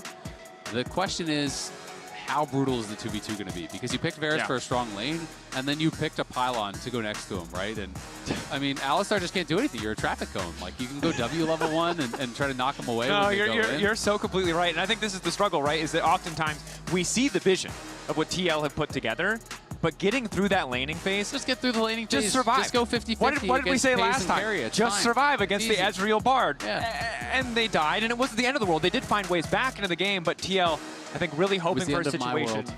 Yeah, I'm sorry, buddy. Yeah, I shouldn't make assumptions like that. That's fine. You're right. You're right. That's my mistake. Well, hopefully your world won't end in the laning phase this time. I think Alistar's fight, which is the big thing, right? Yes, that is true. You know, I think we are going to see a similar setup to how the 2v2 was played in the last one, where we saw Bard and Ezreal in the brush, looking to chunk you at level 1, looking to play for that passive from the Milio plus Ardent Blaze, you know, just trying to get that damage down as much as possible. Because they know Alistar needs at least level 3 before he can really play the game. And then even at level 3, unless Keria is using his Q for harass, basically the only way you're going in is if you flash, right? I'm just going to assume that every time you walk at him in combo, he's going to Q you. You have to assume that with Keria, a player of his level. Yeah, and it's just, he doesn't need to use the Q for damage. He just doesn't have to. He's not under any pressure. Quinn opting for a bold skin choice, I will say, but if it pays off, it will be a nice little dig, a nice little twist of the knife. Or you're looking at it that way. I'm looking at it like respect. I'm playing against the GOAT here. I'm going to rock the GOAT's skin. That's fair. That's a good way to look at it. I like that. That's a much more positive interpretation. I mean, I think everyone who plays mid lane, Faker is your idol, right? This guy is who everyone wants to be. This guy is who everyone is trying to imitate, is trying to have that level of success. W back. Glacial just to stop some of the potential follow-up here. As predicted, that's all we're going to get from the Alistar. He's walking menacingly. Carry is standing back menacingly, and it seems to be working More quite effective. well. Yes. He's not allowed to do that. It's kind Of course, Vendetta is Riftbound's next set, arriving July 31st, and it brings together new champions, iconic rivalries, and beautiful art from across Runeterra. That was Jace's Vendetta card, but instead of looking at that, look at this real Jace right in front of you. And we're about to see Morgan get, a Vendetta against That's true. Doran. That's true. It tries in beautifully. Thank you, Riftbound team. There are some. Does feel like top lane is the Thunderdome for potential solo kills, but Faker wants a solo kill for himself. First blood. Oh my gosh! They say execute. It's an execute on top of that, and that's you'd wear the man's clothes. He wasn't too pleased. Nope. Take off those pants. New skin remake. Get him a new skin. Get that off of you. Get that skin off. Yeah. Well, beautifully played there by Faker. He's playing Ignite Flash, and we didn't get a chance to touch on it, but is able to use that Combat Summoner, really bullying out Quid here early. Has him chunked low, hits level 3, and when you are that low, Ignite just adds so much kill threat here. And because Quid wasn't able to get any damage down onto Faker when he goes for it, steps forward, doesn't even get level 3, excuse me, I think that came from the kill, so just Q, Flash, W, Ignite, Auto, that's more than enough. Well played, and you can see Quid a little bit frustrated, but still a smile on his face. Faker's stone cold, though. He didn't even react. Yeah. Just another day at the office. For you, it was the most important series of your year. For me, it was, what is it, Wednesday, Thursday, whatever day it is. Tuesday. It all blurs together. It's League of Legends Day. In other T1-related news, this is actually completely crazy. Please look at the left side of the screen. Keria has passed Faker for international assists, most assists of any player. You know what has to happen now? Keria and Faker have to roll swap. We need to get the GOAT more assists. A classic. Until Keria is at the top of the kill leaderboard, we're going to have to swap. Core JJ and Yon going to be in trouble, though. Yon getting much and much lower. The follow-up is there from Owner, and it's an easy kill coming through. Flashing from Core to get a kill back. That tower shot finishing the job. Core, good return kill. But look at the CS, or don't if you're a North American fan, because it Very is true. 31-13, and that is the problem. Core plays it pretty darn well there, and is able to get one back, but now Core is dead. Good bait coming in from Keria. Pays waiting in the darkness. He thought the recall had already come through. I don't know why he thought it had already come through, though, because they shouldn't really have super desynced recall timings there. I wouldn't have thought. I'm a little bit confused at the play. Yeah, after he hit that first bit of damage onto Keria, he really thought Pays wasn't there and continued to step forward in it. Yeah. Well, it cost him dearly. Owner now also hovering around the mid lane. Quid gonna step in, trying to get a bit of healing back, but Owner is already here. Quid wants to get the kill in return, but he just doesn't have the damage. Very close there. You can see the frustration on TL coaches' faces. This one's pretty much over at 4 minutes. It's going to be really tough. Yeah, because I mean, barring some big Lissandra mistakes. Lissandra getting leads like this, yes, she has the Ignite, is not something that you often see. This is usually just you push and you ignore that lane. It's not about killing in the 1v1. I kind of want to see it again because I think Quid actually missed his Q. Otherwise, he could have maybe made it a 1-for-1. It was hard to tell. Maybe the edge of it did actually hit. But Faker was baiting there. They knew that was the window. Quid knew that was the window. Before Faker gets 6, he had been playing the lane pretty darn well after the solo kill, comes back, is able to put him in position where he can actually look for that 1v1. But Combo in the bot lane.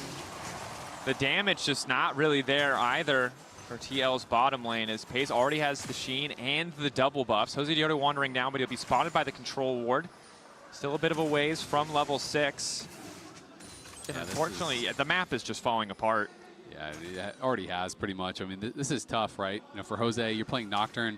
You can't really be that active, and they are trying to threaten here on Daejeon, but they're mostly just pressuring him to make him miss some of the CS. I don't think they're looking for any sort of a dive with Jose there, but Pays definitely being super annoying with these double buffs, makes it even worse. Core did get a kill back, which was great. You know, got Owner's flash, which was great, but then gave the double buffs and the kill straight to Pays, which makes the lane pretty much impossible to play when you're already miles behind. Yep. You know, you look at the buy. Pays got Sheen longsword, and Jan just got a longsword. Very true. Faker waiting off to the side. Diodo still has access to the spell shield. Ulti stolen by Quid, but this would be a tough fight for TL. Pays still hasn't recalled, but again, his previous recall was so good, it just doesn't really matter. Jose Diodo has ulti. Maybe TL decide to fight it here. Quid going over the wall. Ulti out from Jose, maybe hoping to just get the steal. No vision means they can't quite respond. Instantaneous combo across the team. Faker ulting, but it's a little bit too late. An explosion of aggression coming out from the side of TL. And now it's Owner running for the hills as Quid looks for the cleanup kill. Q going a little bit wide. The footwork just a little bit too fancy. Quid on the chase, but a nice turn from the side of TL. Yeah, they might be able to eventually chase down Owner, but it's hard to even say. And Quid knows he's going to start losing minions, so it is just going to be an execute here from Owner. Nicely. Ooh, oh, it's not. He had the okay. timing wrong. I just gave him the benefit of the doubt that he would have had it timed out right.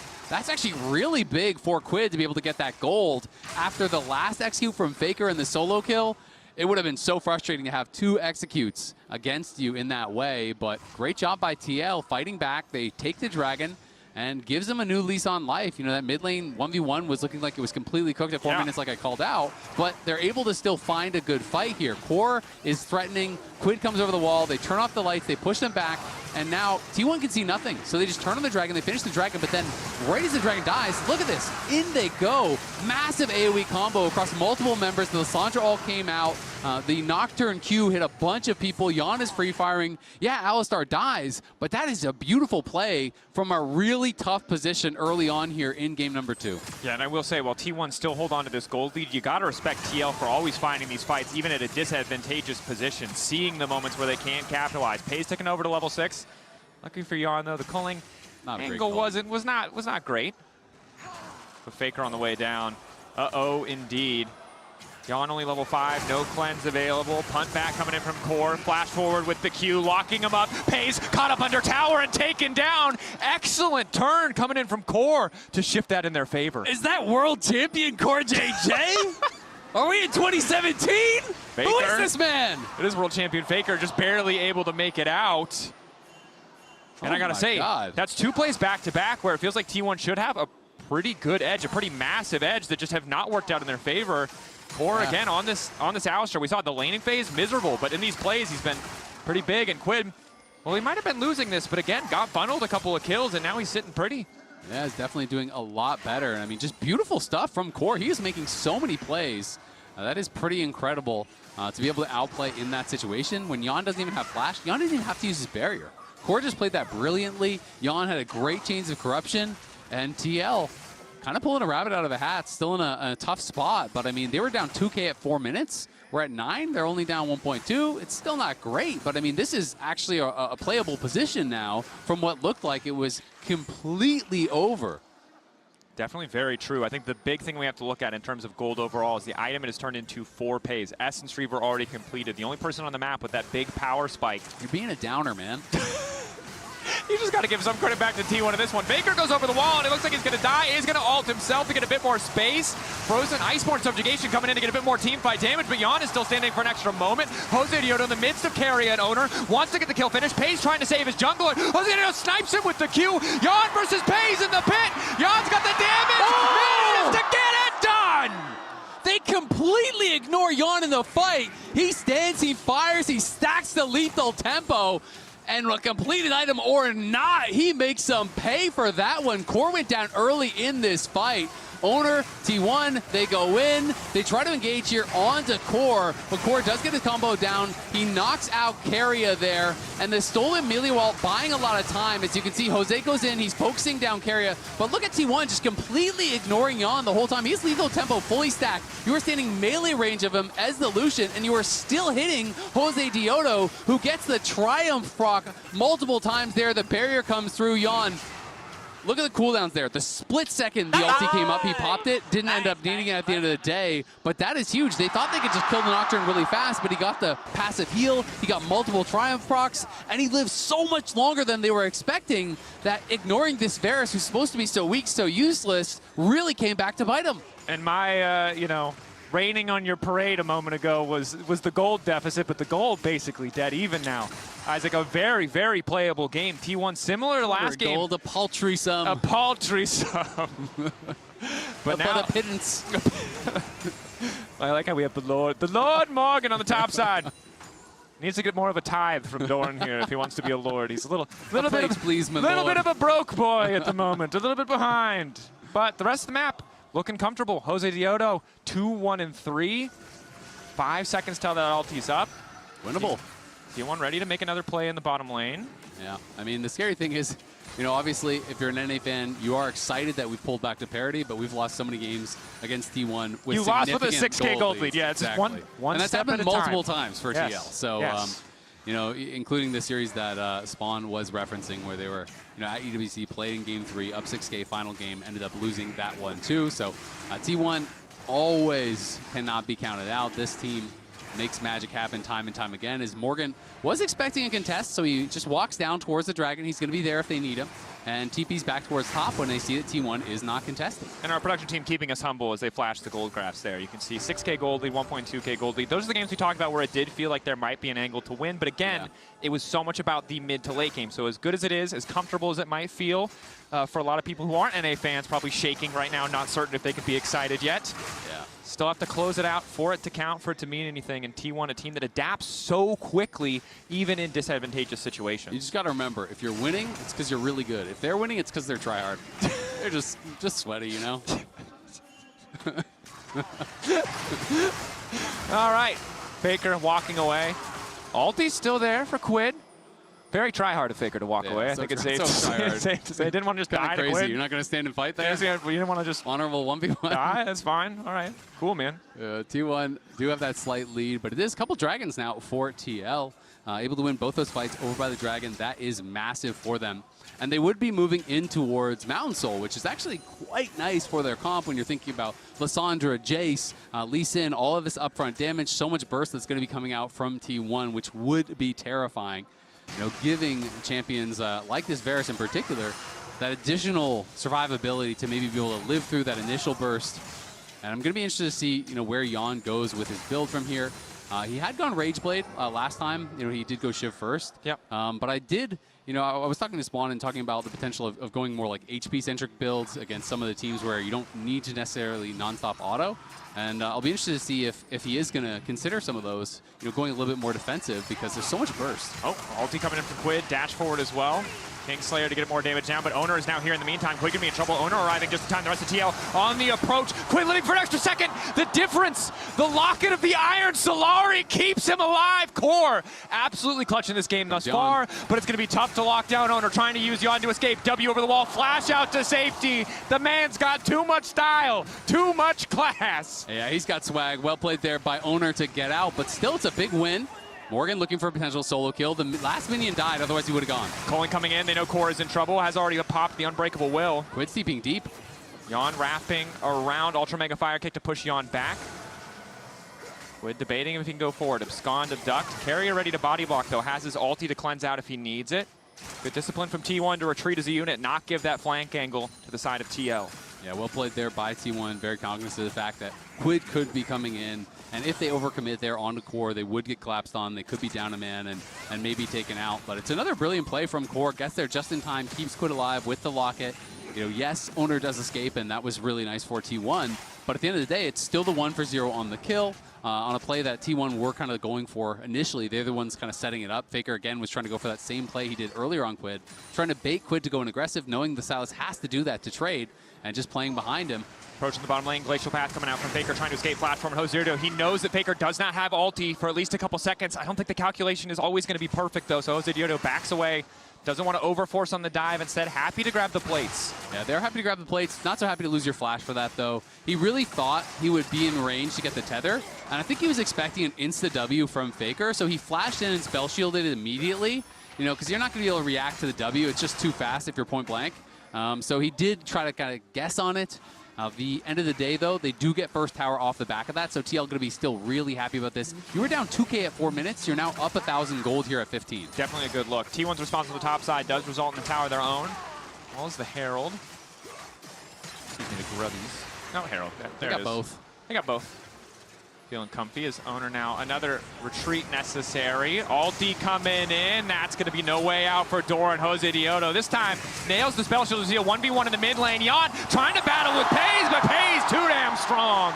Well played there by Paze. Paze flashes over the ultimate, something that's very difficult to do timing-wise. It's easy to flash to the side. That's not hard, but he wanted to stay in range, knew he had the damage for the solo kill if he could actually outplay him in that way, and is able to pull it off. And now Quid is and Owner's coming behind him. Faker not here to do damage, just to stall. Quid getting into melee range is big, though. Faker gets himself an extra 2.5 seconds, extra healing coming in from the Frozen Tomb. One more rotation as Quid desperately tries to finish it, but the damage is not there. Owner, however, grabs the kill. Nicely done there. Quid just way overstaying his welcome. I mean, if he still has mana, Faker can't delay like that because Quid can kill him. But because he's out of mana, it was tough for Quid in that position, and he just got kind of chased down. So we can see this one more time. Yon already a little bit low, and the pink ward there was a lot of safety for Pace. That ward that you can see right here, this actually gave him a false sense of security because this ward does not actually see that ward, I don't believe. So it doesn't actually see the far other side. So Pace had his ward over, hugged that wall, and that made Yon face check him, which set up for that brilliant play from Pace where he's able to flash over the ult, but required a lot of things to happen there. And you can understand why Yon walked into that brush thinking, hey, it's warded, I'm safe. Yeah, when we take a look at the Coinbase gold run, you can see Pace pretty comfortably ahead, and overall tower plates giving him that bit of edge as well as a bit more in the kill department, especially after that solo 1v1. T1 going to slow down the Drake stacking. ITL the sole point. And now TL looking maybe to respond here with a play of their own, or at least clear out some of the vision. Top side, Morgan uncontested on this push for now. And Yon, this is Yon versus Paze, Yon versus everyone else. Obviously had a pretty rough outing, versus Paze. I don't think he's still back to his peak form, in those other series, but he has definitely been improving. I think he's rebuilding that confidence, and it's nice to see him, having a pretty solid game here. Had a really tough start, was able to have that big fight, get back in it. Yes, he's still behind Paze, but it is a manageable disadvantage. The rest of the team is all ahead. They have a real shot in this game. And this is all TL really can ask. You just can ask from your early game, put us in a spot where we have a chance to win. Because at the end of the day, you've got to win the team fight if you want to beat T1. And they are in a spot where they have a legitimate shot to win, but you've got to get it across the finish line. And that is so damn hard to do against T1. So many brilliant team fighters across the board. Any one of the 5 from T1 can step up at any moment and solo win a team fight. And that is really hard to deal with. It certainly is, and I think TL in this game, and certainly in last game, finding a lot of good opportunities to fight back, match that kind of breakneck pace. But it was often in the previous series, when the game slowed down, that there were little hiccups, little mistakes that T1 immediately capitalized on. So you're right, there's so much pressure. And you might not think it because they're just walking up, farming, hitting a wave. But that one wave extra, that one misstep on a side lane can be devastating if it costs you summoners or denies you good setup on the next objective. It really does, and I think that Quid and Jose need to get more on the same page in this game. I feel like throughout the tournament they've been really good about that, but we've seen Quid a number of times, pushing very deep in a side lane without Jose there to protect him. Herald looking for a charge here. We'll get a tower very low, but T1 really don't want the actual fight as Morgan TP's in, so they just back off. They get the TP out of it as well as a couple plates. TL fully set up here in the mid lane, but not with a lot to play for, as now another TP moving into the bottom lane, hoping to catch out Doran. Doran might just go for a TP of his own. Nope. Yep, there it is. We're trading TPs. Flash forward, it's got him done. Doran, you are not escaping this one. Quick Frozen Tomb comes in from Quid. Happy to steal that one away from Faker as fire rains from the sky, and down goes Doran. But look at mid lane. T1 immediately rushed back to mid lane where they had that Herald crash to try to finish off that tower. So T1 realized, all right, we can't get anything there. But that was the flash from Quid. That was the TP from Quid. That was the ultimate from Quid. So that's not a free kill by any means. Yes, they got the TP off of Doran. They get the gold onto Quid, which is nice. But T1, as they always do, will make you pay on the map. If you overcommit to one side, they are so good at punishing you elsewhere. They're not going to just try to run down there when they know it's a lost cause for Doran. Immediately go mid, take a tower, continue getting that gold into Paye's pockets. Definitely a terrifying team to play against. So often we praise teams when they play together as 5 members as a core with one plan. The thing that makes T1 terrifying, they can do that, and they can also split up. They can play 3 on one side. Everyone feels like they can make perfect decisions on their own and also together. And it's not without faults here or there, but for the most part, they're always responding to whatever you're trying to do. Super scary as well. Paze now has completed his 3rd item. Obviously, he's not, full item in gold ahead of Jan, but Jan did go for those upgraded boots. He does have the steel caps, which are going to be pretty effective this game, but Paze is a beast right now. First 1 to 3 items. And there's a number of players on the map that don't even have their second. Quid finally just got his. And I do like the buy when you are playing double AP solo lanes. It makes a lot of sense. You have Bloodletter's Curse here. You're shredding for just the Rumble. I'm not a fan of this item when people go out in their solo AP. I just don't really think it makes sense. But I think in this case, it does make a lot of sense. And Morgan is not going to have to go for it now. Morgan is actually going Leandry's into, it looks like probably like Shadow Flame. He's just going for a really high damage build. And this is somewhat enabled by Quid, who's going to be there shredding for him. Jan also has a decent amount of magic damage on the Varus, So it's actually a pretty smart buy, I think, in this case. And I like that from Quid. Yeah, high value itemization choice there. Small things often making the big difference in these fights. His owner walking into the TL bot side jungle, looking to clear out some vision with the support of Paze. Paze, careful not to step too far up here. Of course, 4 members of Team 1 in the area. In the bot lane, we're having the 1v1. Quid comfortable in the side lane against Faker. That's ulti down, but Quid, has he overstayed? Glacial path forward, a little bit more of a slowdown coming in. Frozen Tomb used on Owner. Now it looks like Jose Diodo flying over the top, trying to finish off Faker, but he drops out of vision. Jose Diodo can't get the kill. Lock it to give him a little bit more HP. Ulti coming out from the Milio. Jan off to the side, doing what he can. Doran flashing in. Morgan with the equalizer doing a ton of work. Quid still living! The abscond of Duck connects. Paze running for his life. A flamethrower behind him. Lord Morgan making it work, but Doran is still up. Doran is trying to make the difference. Trying to make the difference, but he can't do it. He can't actually make it in this fight here as TL again coming out on top here. The question is, can they go to the Dragon? And that Shock Blast onto Jan means a lot. Low health bars now for both Jan and Core. They're going to have to base. Good fight. Good look. Take a look back. Quid confident in the 1v1. Absolutely is very confident in the 1v1 going in here. And it's not much of a 1v1 that Faker can contest at this point. He just is destroying him. He used that ult early, and Jose decides, you know what, I can go and finish him off because he doesn't have that ult. But Keria is there, double shield, he has the heal, he buys a lot of time, but then the locket from Core, kind of baits in Paze as Paze goes in, has to flash back out. Look how long Quid lasts, though. Spell rotation after spell rotation after spell rotation comes up and buys so much time. Morgan arrives, is able to finish him off. Another double there for Jan. As you can see, Quid thought he had an angle to live. Yeah. I have to ask you, are you familiar with the Quiggle? No, I am not familiar with the Quiggle. Is that the Quiggle? It is close to a Quiggle. Close to a Quiggle. All right, well, you keep me posted. Yeah. He has. What was that called? It's got to be something with Silas. The Quilus? I don't know. The Quilus. We'll work on it. We got workshop. Okay.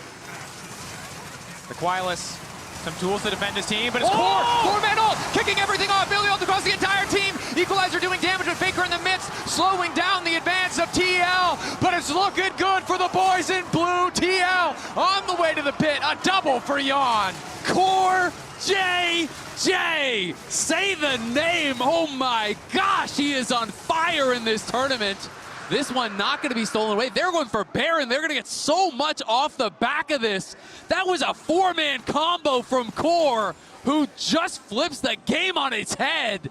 Takes out T1, gets them the Dragon. They're on Soul Point. They're going for the Baron. You can't count T1 out, and I'm not going to lie, even though it's Emilio, I'm still a little nervous because Jose is dead. Keria. Say it ain't so.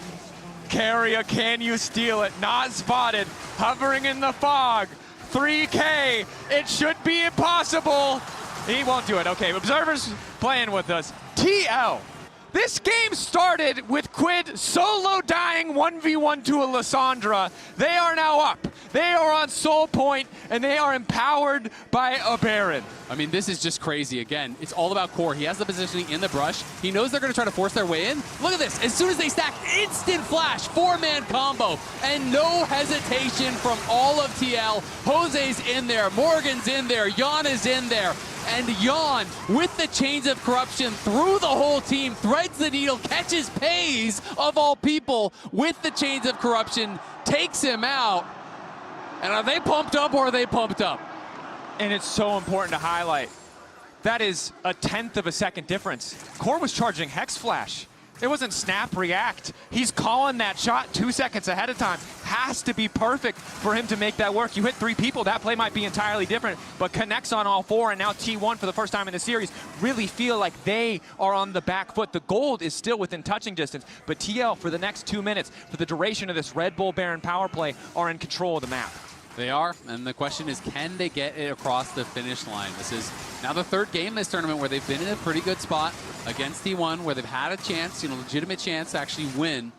And we have to see, can they do it? You have to be able to actually finish out the game. T1 is not beat until the Nexus explodes. This team never says die, always looks for angles, always looks for plays. Knock back, equalizer across the top, forcing Pays away. Excellent ulti coming in from Carry to get the disengage. But TL will break open mid at the very least. Yeah, it's another great chain corruption from Jan, who is really having a good game at this point. And now I will draw your eyes to the Seekers that he has. Gonna respond with a frozen tomb. Lockdown is there. Pays now in trouble. Jose Diodo immediately going in. The fear just barely getting him out of range. Able to walk away. Faker looking for the disengage. Quid going right back in. Pays trying to survive, but there's Quid. In game 1, he was clutch.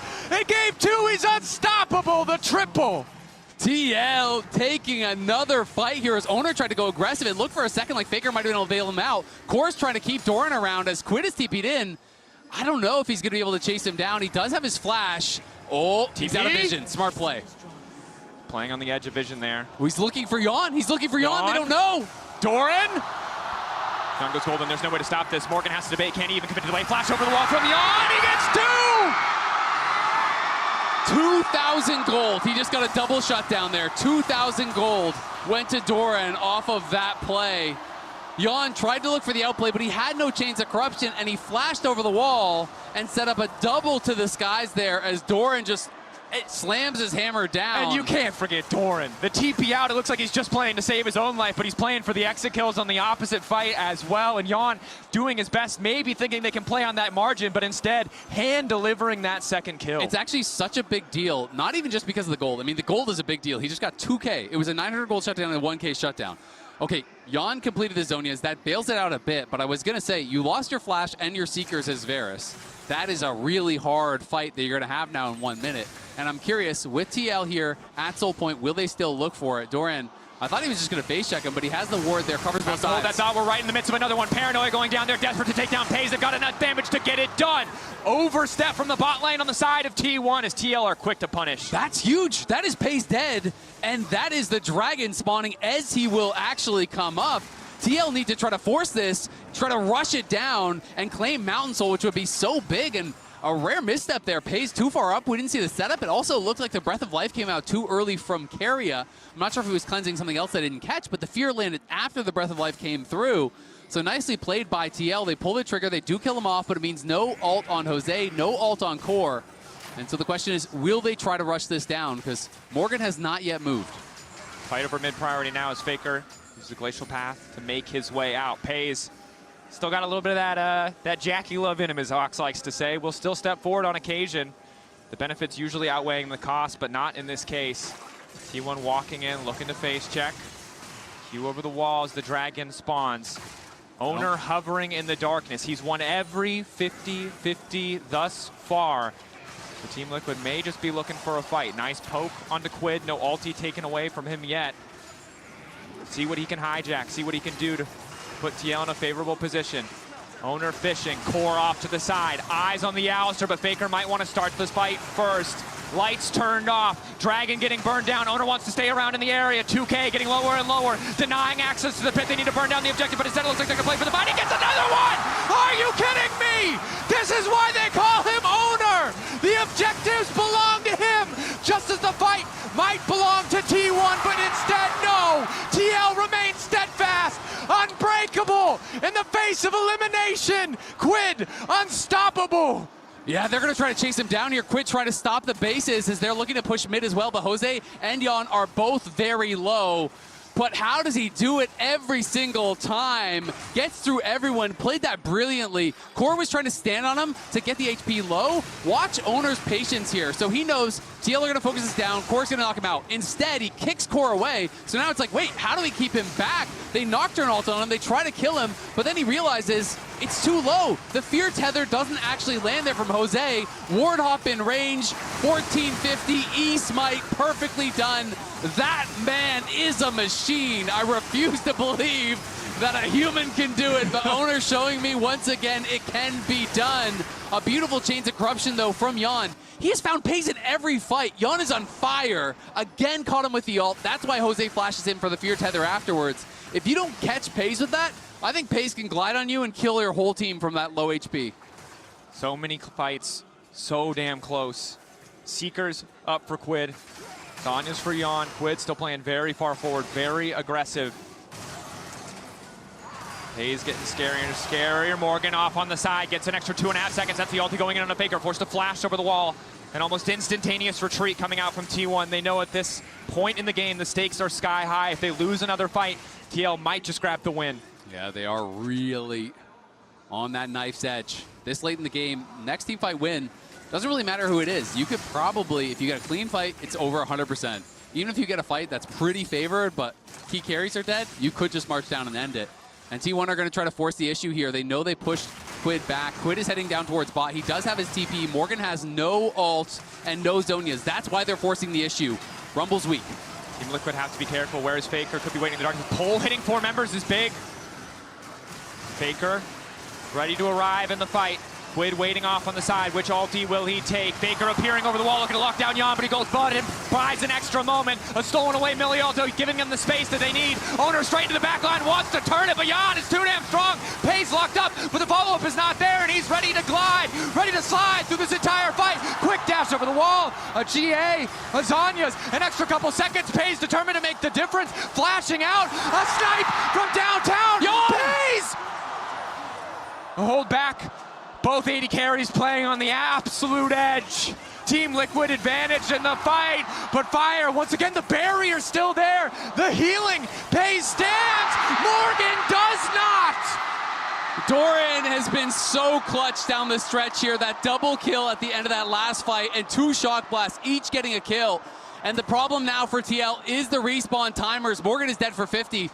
T1 are gonna res, and they could just go right back to the Baron because Morgan is gonna be dead for 40 seconds still, and Owner and Faker are up in 2. Doran may have just won T1. The Baron may have just won them the game with those 2 shock blasts. As good as it's looked for TL, as good as some of those fights have been, the gold is still so close. There is no greater advantage. The Baron shifts things so heavily in the favor of T1.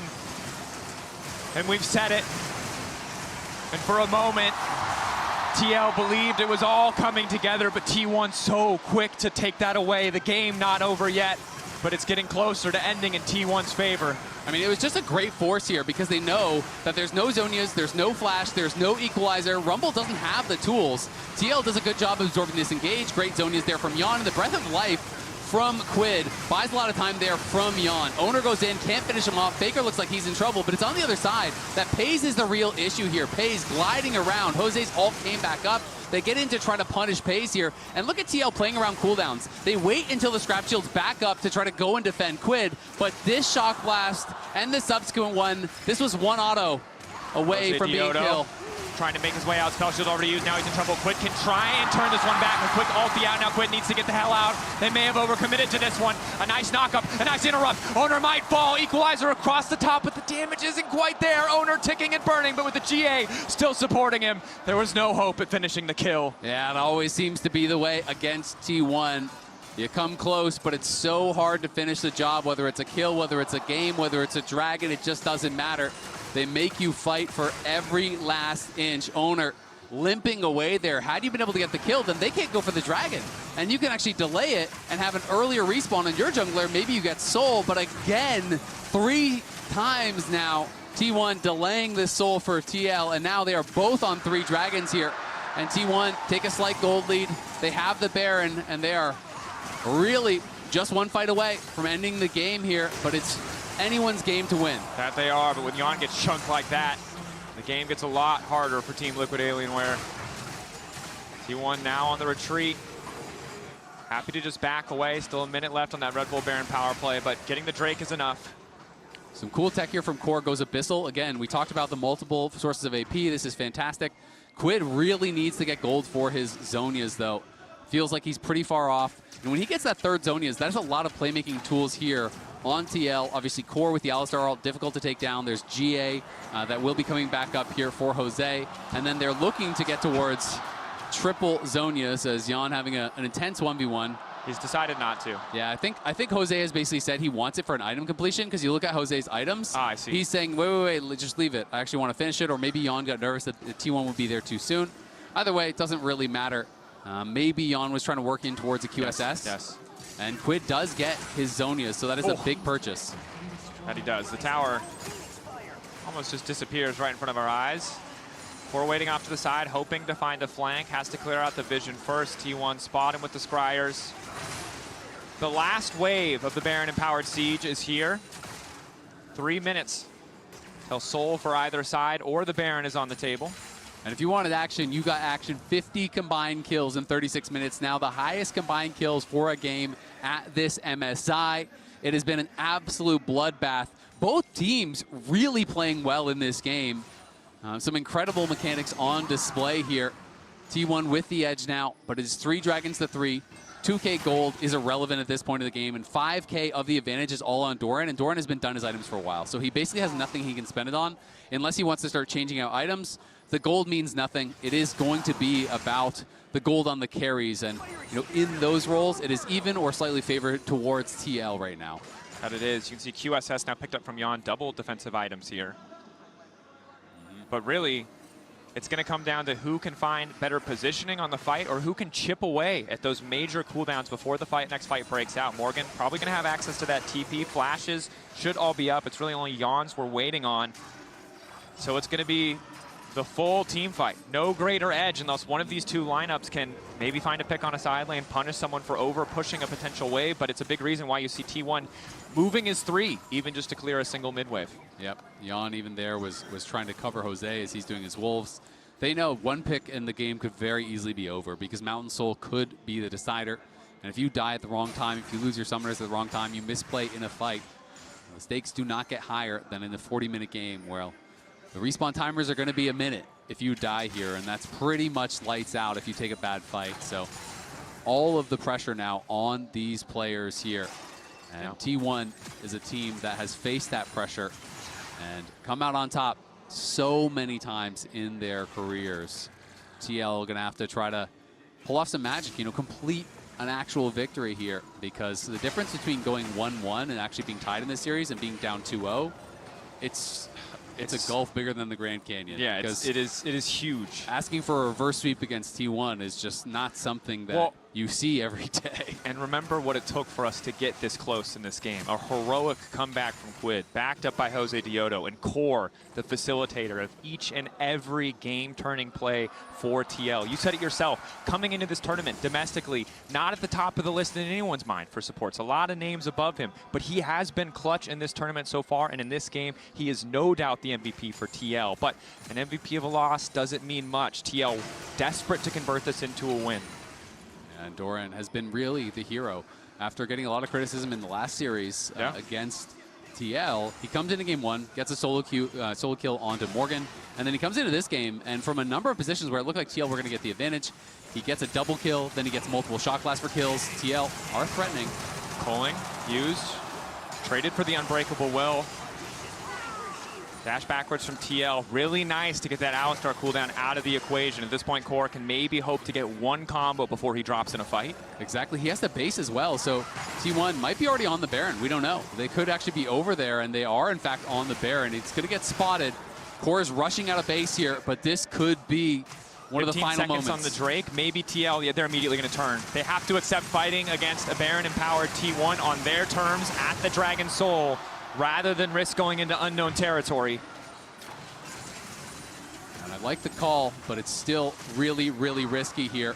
T1 going to try to bully their way in. We don't know if TL are rushing the Dragon down or looking for the fight. They're on the Dragon, but it's still so healthy. Many fans praying. 8K getting lower. Core looking for the engage. Quid off to the side. The Abscond Abduct doesn't connect, and Pace for now is untouched. Jose Deodo to the back line, but he's faced first into 3. Lockup is there from Faker, and it's all falling apart. Team looking to pulled off the Dragon for a brief moment. Owner into the back line. 3 members left, and they have to hold the line. Jan desperate to turn this back, but Doran comes in from the skies. Jan still living for an extra moment, getting a couple extra autos. Faker will finally fall, but Pace Pays, full health, playing cleanup to close it out. Core tries to repeat the heroics from earlier, but it just doesn't happen. T1 win the fight. They avoid the engage. TL spent so much on that initial punch, and it was just not meant to be. Pays stays safe and takes over another team fight. A statement from T1, no matter how far ahead you get, it just might not matter against this lineup. Pays gliding through the fight, a single misstep, more than enough for this team to end things in their favor. Core doing what he can to hold the line, but there's just no time. Pays this time around, eyes on the prize. He doesn't need any more kills, looking for the Nexus. Owner knocking it down, Core doing everything he possibly can, but a few autos are all that's left. Between T1 and match point, down goes Core, down go TL. Jose Diodo will fall, the Nexus will fall, T1 at match point. Well played by T1 again. They come up big in the team fights, and so many clutch moments by Daejeon. Really felt like he was such a difference maker in this game. AD, it's a reverse sweep or it's nothing. I'm gonna let Raz go first. I think I know that. I think I know that, Azael. You don't have to tell me. I can see the score in front of me, and I'm mad. Listen, like at the beginning of the day, you said, I trust them to take one. I feel like that was the one. That was the one. So That's the thing. I fully believed this was it. I thought it was going to come to fruition. We were screaming on the desk. Yes! Oh my God, it's going to happen. Okay. No. Before we talk, I'm sorry, Raz, but you know what? A bit of a pat on the shoulder before we talk about what went wrong. Let's look at what went right with the replay by Cisco, and thanks to the reliable Cisco network, we know that Core JJ, we've talked about him, he can be clutch. He was clutch once again. Things started to go bad after this, but this was one of the plays where you can trust the support and the veteran. 4-man knockup. He has been the reliable player on Team Liquid. His engages have been so good. Every time you look at the draft, you're like, that's an Alistar into Emilio. I'm not too sure about it. You see plays like that, and you know why he locks it in. Yeah, I didn't have faith. I literally was looking at it going, okay, why would you take the Alistar against Emilio? I play support. I played this matchup. Yeah. It sucks. It's a miserable time. Yeah. But Core JJ made it work, and I fully thought that off the back of this, and with the way Jose Diodo was playing, with all the backup that was there, it was going to come to fruition, but they just couldn't get it across the line. I want to take a look at the post-game breakdown because... let's look at that gold graph. No, I don't want to look at it. No, but listen, like what point in game? I think we see it clearly, but what is interesting is that T1 made it happen over time. It was not one game-breaking team fight. Yeah. It was picking up in the mid lane, finding that clutch TP. Those really small plays, once again, that make the difference. And like, even if Team Liquid set up the pace of the game, it's just not enough with T1 and the way they can find their way back in the game. Yeah, before we look at all the bad, all the good that was happening for Team Liquid, okay, we're looking at all the bad. Look, that was a perfectly placed control ward because he knew that Jan had no idea he was sitting in that bush. And so he recognized that Jan was trying to cross through. Pays throughout this entire game found beautiful moments, and it wasn't just him, Dagda.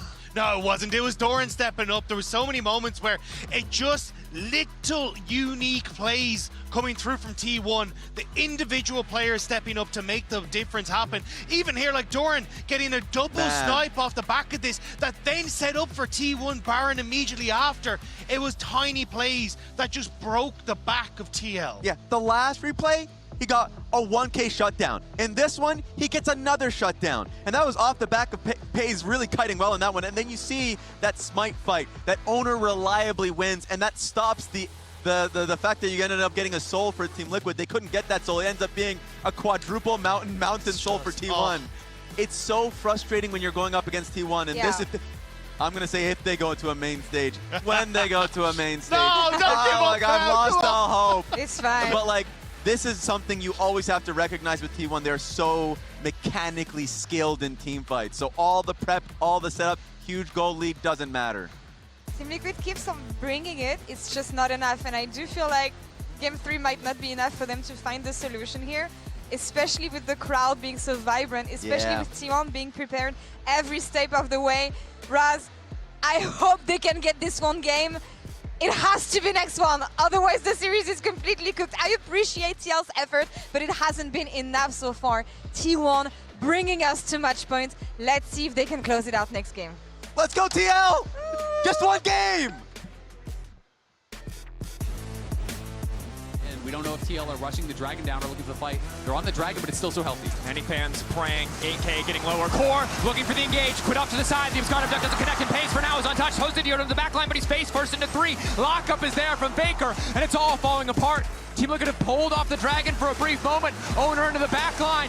3 members left, and they have to hold the line. Jan desperate to turn this back, but Doran comes in from the skies. Jan still living for an extra moment, getting a couple extra autos. Faker will finally fall, but Pays full out, playing cleanup to close it out. Core tries to repeat the heroics from earlier, but it just doesn't happen.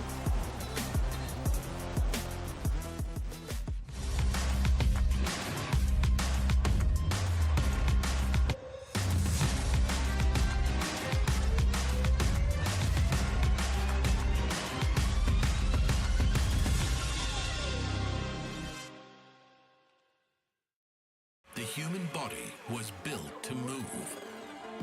Not trapped at a desk in one singular posture for 12 hours a day. It's time your chair evolved. This is Secret Lab Titan Evo. Ergonomically engineered for you, gamers, hybrid workers, artists, backing your every move. Times like this are where star players shine and new legends step up, where legacies are built and dreams are either realized or ripped apart. He still doesn't die! You cannot step the Faker and expect to live to talk about tomorrow! He dropped it well with the Arcane Storm, doing so much work in GG! They are just going to ace them!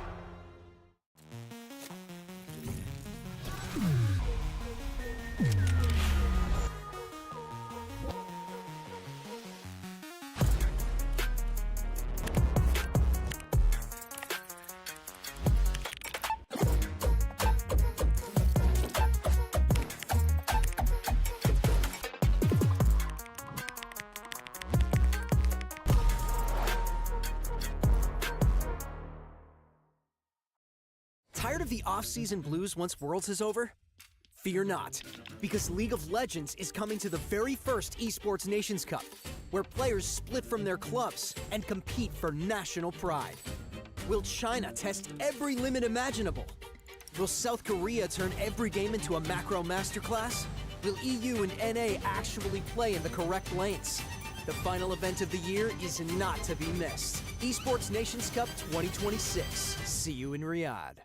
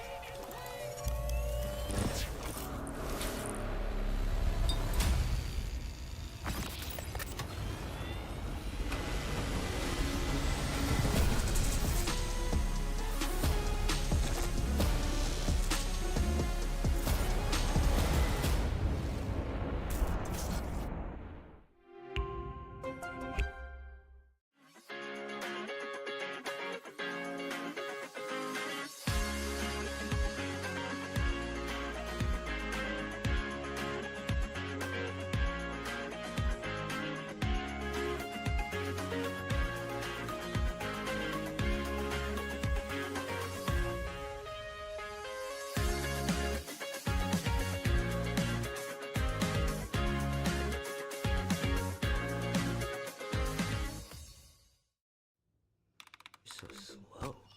I told you I was done with basic browsers.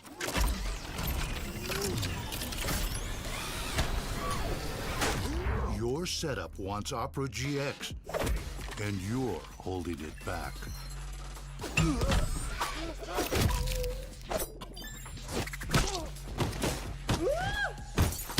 Upgrade to the gaming browser. Download Opera GX.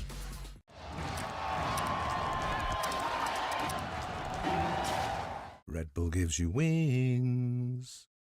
With my new phone company, Menace Mobile, our pricing structure will be so confusing, it can only be described as evil. That isn't evil. It's just typical phone company stuff. And besides, people will just switch to Verizon. With their new Simplicity plan, there's just one plan and one price. What now? And it's only $30 for a single line. $30! So you're all choosing Verizon. Traitors! Introducing the Simplicity plan, $30 for a single line. Can you hear me now?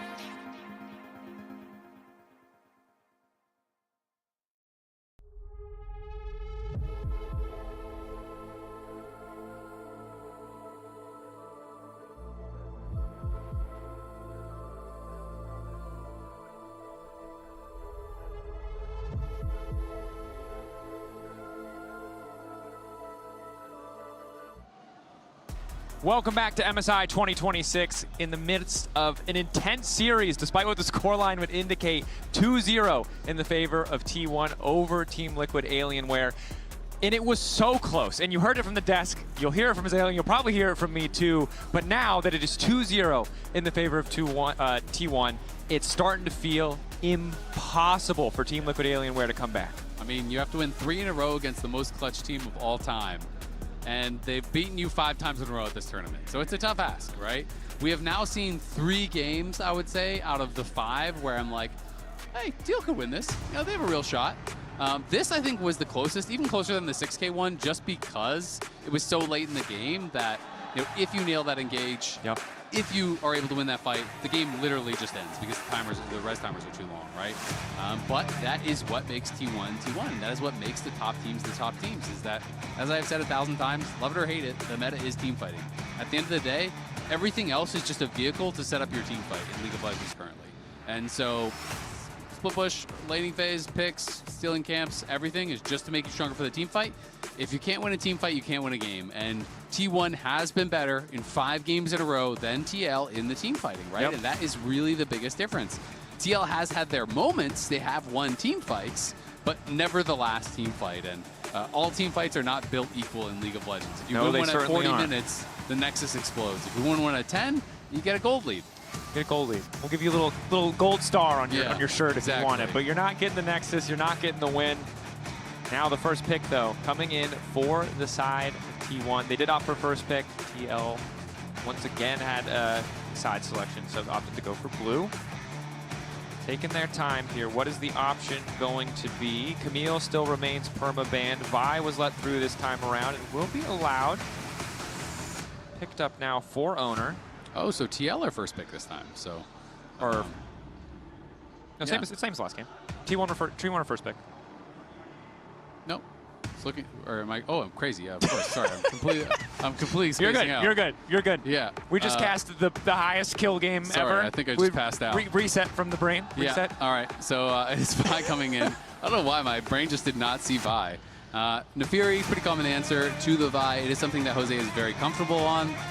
You can win out in the duels. There's obviously a lot of great uses for your immunity. Yeah. The Vi ult as well as the Q. You can actually immune in the void. And Jose loves playing in his opponent's face on this champion because you're so adept at actually jumping in and out of the jungle, going over walls, stealing away camps. So I do think it's something that really fits his style, but it is something that kind of needs a comp built around it. It's kind of similar to Nocturne in that way, where it's like you don't just want Nocturne and no one else that wants to dive, right? Sure, then absolutely. You can't really play. So Renekton makes a lot of sense here, is absolute comfort for Morgan. And the question is, where does Doran want to take us? Will he just go towards something like a Scion and just kind of say, you know what, I'm just playing to be that brick wall and set up for the team fights. I just need to not die, and we will be chilling. Cassio currently the hover. Would be blind. Yeah. And I mean, I will say, Quid is not an Anivia guy. You know, so like that's not available. I feel like he's probably just going to go Victor, to be honest. If I was to guess what Quid would go from here, it's going to be Zehen as the answer. So Doran just wants to scrap. And this is, to me, it's pretty 50-50 as far as the top lane matchup goes. It is kind of skill-based. I think there's different points of power for both sides. Quid considering the Galio, which would make it way more all-in as far as the dive is concerned.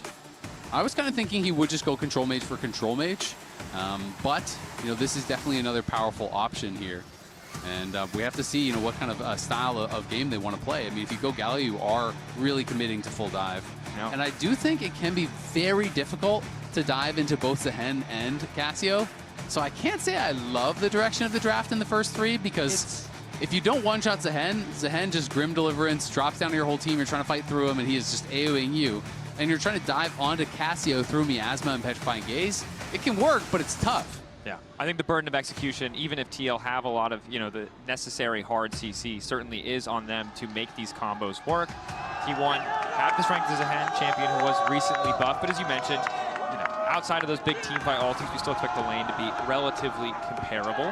Respect to the 3 Jose Diodo fans out there in a sea of T1.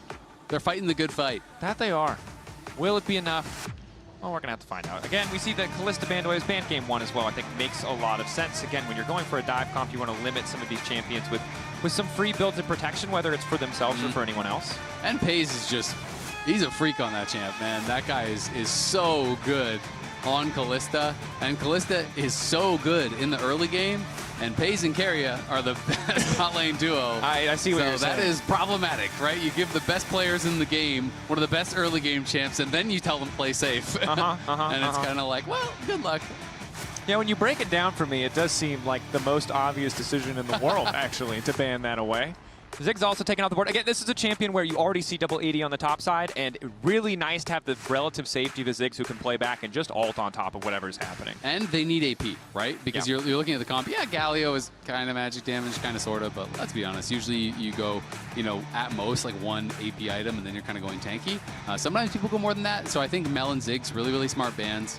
Not only are they champions that can kind of just mitigate and ignore a lot of the laning phase through wave clear, but they are champions that really round out the composition here that TL is drafting for. And they're compositionally good as far as throwing the ult in the backline on top of the Galio ult, all of these types of tools. So I'm curious to see where they go. If they want to play something that enables dive, you could always go Sivir, you could go Jhin. I think those are picks that, are relatively okay in lane, but the problem is Caitlyn's still up. So it's like if you go something like Sivir and you have a weak laning phase, then it could be really tough. So instead they're going to go Xayah, which obviously is always a great answer into the Vi, very easy to ult the ult from Vi. But that being said, you can really struggle against range in the 2v2. Yeah. So I am worried about, like, what if they just go Caitlyn Karma or something like that, Yeah, I know Karma's been nerfed a lot, but you could just go like a long-range pokey-style bot lane, rely on the Vi for engage, and just play to dominate the 2v2. And so that's my big concern, is they just go, yeah, Caitlyn Karma, Caitlyn Lux, Caitlyn whatever. Instead, it's going to be Zeri Yuumi. I think almost for sure they're going to go Zeri Yuumi if they're going to lock the Zeri. But makes a lot of sense, and you highlighted it well, right? But also Xayah's a champion who I think similar to the Victor that you mentioned earlier in the draft, so good when enemy champions have to fight into her. But she's not that AD carry who can instantly follow up on whatever Galio Nefiri play you're trying to make. So bit of a disconnect there. And maybe instead. Considering the Lulu, I mean, Lulu's great as well, right? You know, you have really effective peel. If you time your wild growth, you can actually knock the dash in from Nefiri, which is really frustrating for Nefiri, and it's going to make it really tough for Jose because you go in, you get polymorphed. Core, I feel like he's the kind of player who, we're down 2 games. If this is the pick, this is the pick, right? He's not going to be phased by the moment. If he believes it is the best pick, he's going to go blitz, win or lose. He's going to be okay with that because he believes it is the strongest pick. Whether or not you are actually going to go blitz, it's hard to know. I would respect the hell out of it, but Rakan is more common. He's got a world skin on it, and this is absolute comfort for him. It is going to facilitate the dive really well. And TL do have kind of a bit of a one-note comp here. You know, Xayah is kind of just following up. Obviously, you have the defensive ult to try to be able to deal with these melees that are going to be diving on you.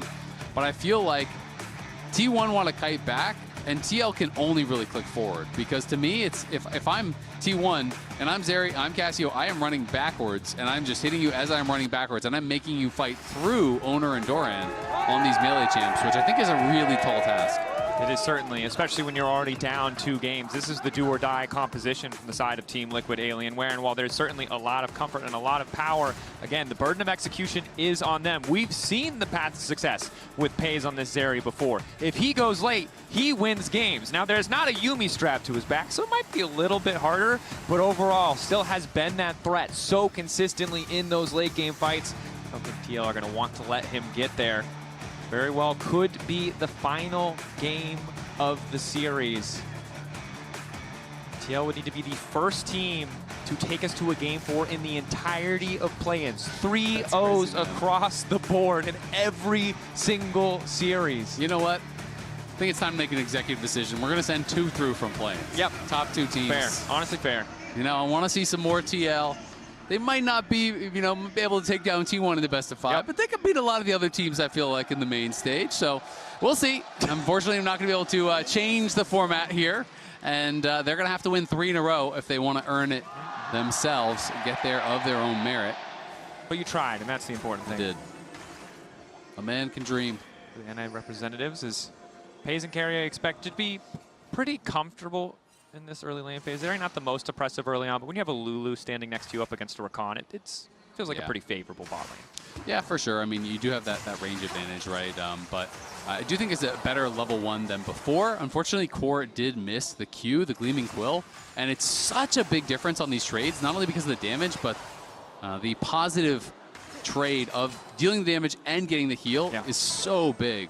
And he is going to be able to hit that one. A lot of Rakan's lane really is down to how many Qs can you hit, because that is going to allow you to chip them away and keep you topped off. Yep. Double value on the hit, getting the damage and the healing. Double loss on that miss, so something we'll keep an eye on. Checking in on the early jungle pathing. It looks like T1 have laid down a bit of vision there to spot it out. But reminder, if you're watching MSI, you might as well get rewarded for it. You should get rewarded. You deserve it. So head on over to LoLEsports.com, Isaac, and anyone else. Log in with your ride idea and watch live for a chance to get those MSI 2026 drops. I think I will. You can solo cast this one. I'll go log in. Maybe this is like we could just talk about our boy Pays, as it seems appropriate at this point in the series. We're going to have to hold that thought because there's a hot dog. There's a Glizzy on the bottom side. He's looking to make himself known. Core is still level 1, though. They need level 2 before they can even pretend that this could work. Ozidioto on the way.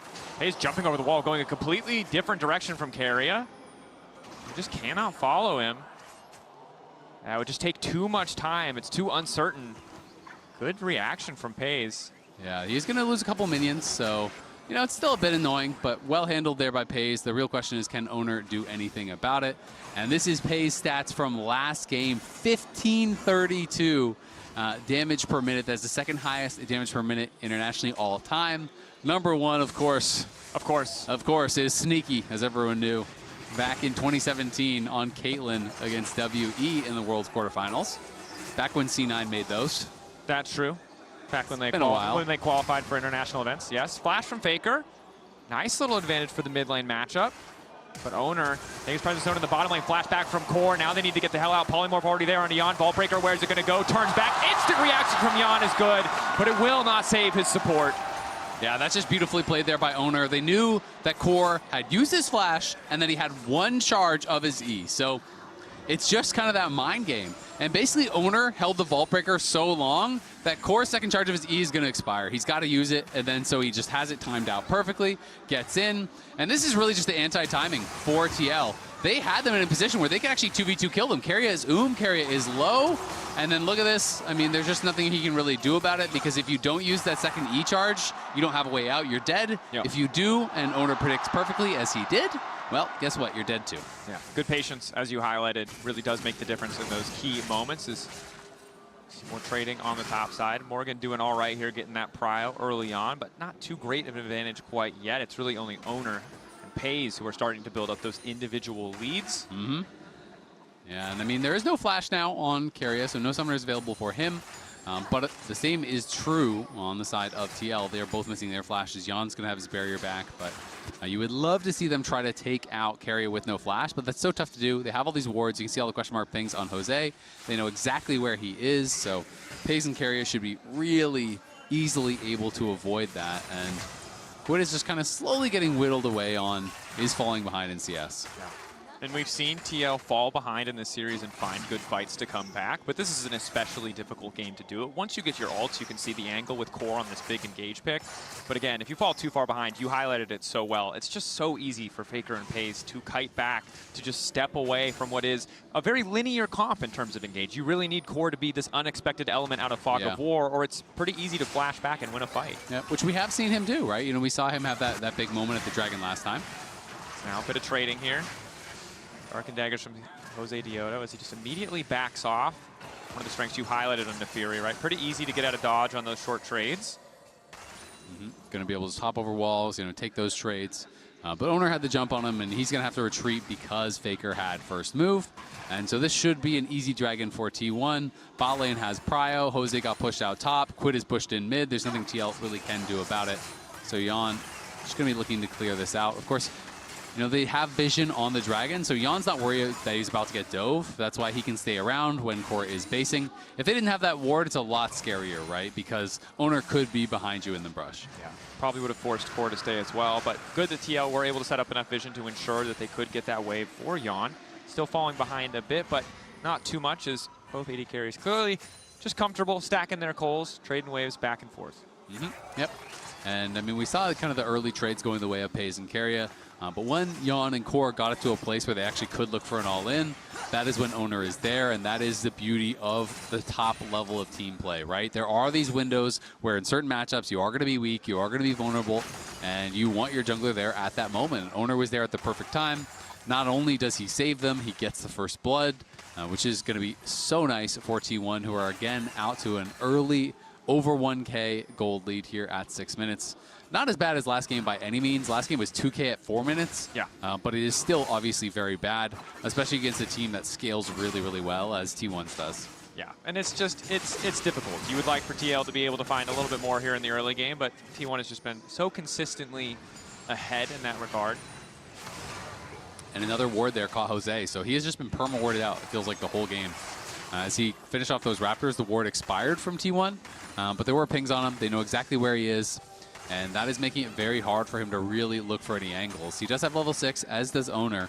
And so their first look is going to be pretty big. You know, you're looking for Core and Jose to try to find that big engage, Quid to be there to follow it up, Morgan to be on a flank. It's got to be that kind of a beautiful play, really well coordinated. Or I think you can expect Petrifying Gaze and Zeri kiting back and all of these tools to be used to easily disengage and then potentially chase down. Yeah. Tough. Oof. Ultra Shock Laser. Would have just clipped Jan as he sidesteps here, forced to stay in lane. Pays and Keria once again comfortable in the early stages, kind of as expected, but now with that late game scaling power is Faker about to get locked up. Miasma trying to disengage. Good patience coming in for Jose Diodo, but an even better interrupt coming in from Owner. Jose Diodo desperately tries to disengage the poison, not quite enough to finish him. That was really well done by Owner. The Q flash into the ult, the perfect CC. Otherwise, Faker is dead, because Faker has no flash, mind you. It's just coming up now. So that was really well timed.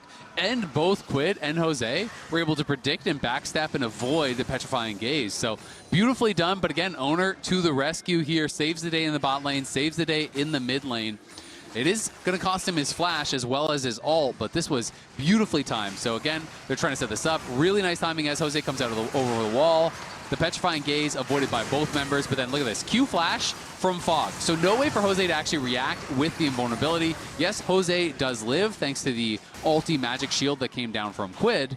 But now Doran is moving here. Jose is coming. Faker has first move. This looks tough for TL. On the way. Doran quickly trying to sack the pass as much as you can. Grim Deliverance coming out. Jose Diodo targetable for a brief moment as he fires back on the daggers, but they don't miss. Instant flash in coming in from Morgan, trying to interrupt Owner as best he can. Owner right on top of Quid, flashing from Faker. Miasma to stop any potential fall. Jose Diodo getting lower and lower, but the Dark and Daggers healing him up just in time. Morgan, desperate to kill Faker, knows he can't finish off Doran as long as that passive bar is stacked, and Doran happy to take him down. Nicely done there by T1, winning out for a huge fight on the top side. The setup really wasn't there for TL. They were always kind of like down on health at the beginning of that fight. And it felt like T1 was always going to have the third man there faster. They don't have Galio ult. They don't have some of these really big tools. But they felt they needed to force. But, I mean, look at Quid at the start of this fight, right? He has very little mana, has basically no health. So Quid can't really do much of anything. I do think Morgan plays it well, but Doran stacks the passive, which means he's not a target. Morgan has to try to take down Faker, but Faker sinking in those Twin Fangs, kiting it out really, really well.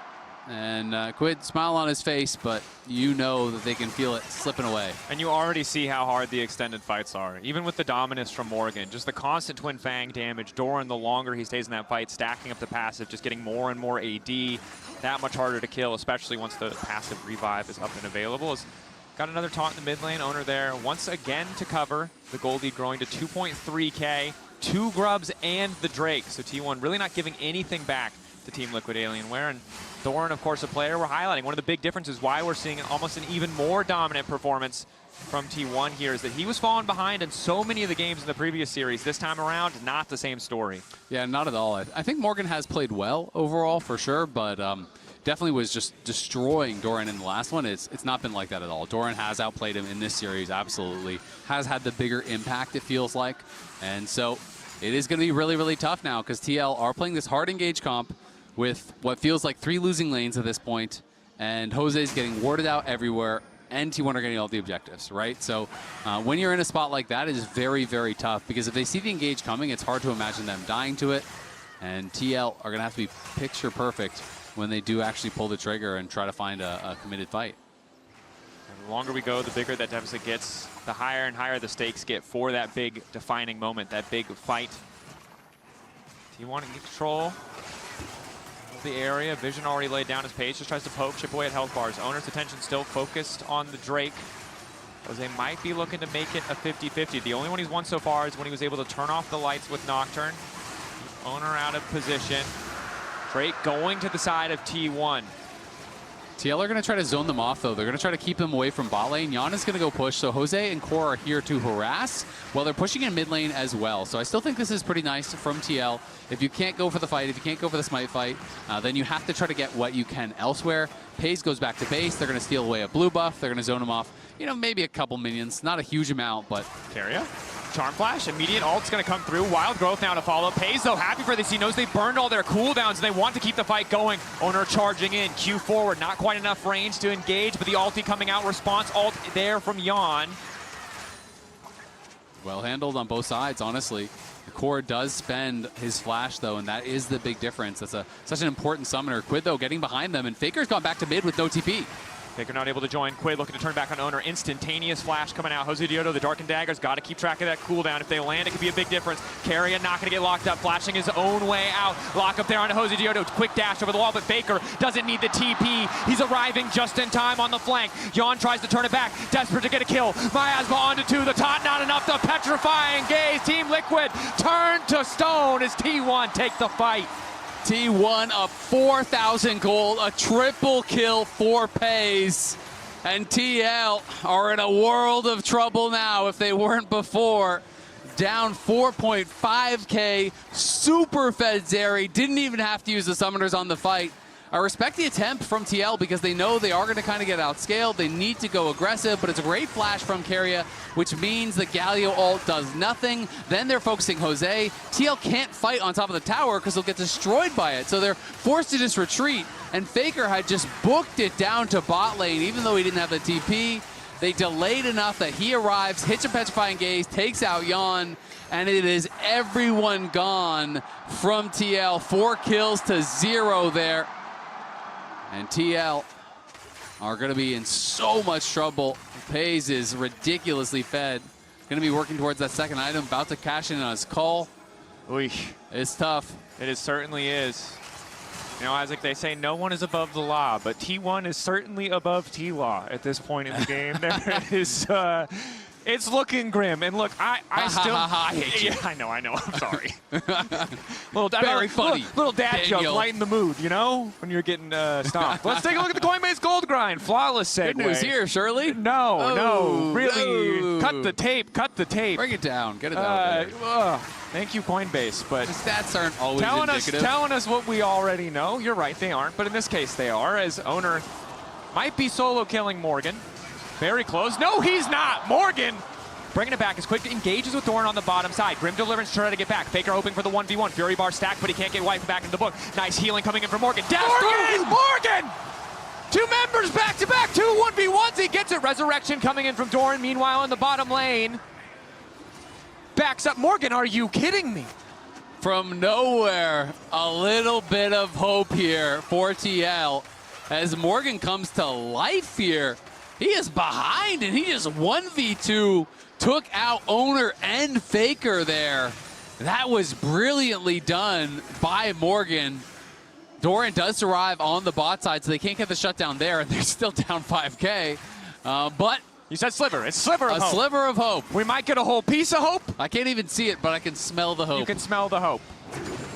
You can see not in the circular graph of which team has hope. But it's like a molecule of hope. Yeah, on the side it says that there's a 0.01 or something. I need a high-powered microscope. Get the electron microscope Someone out. Get me the Hubble telescope. We know it's there. We have to find it.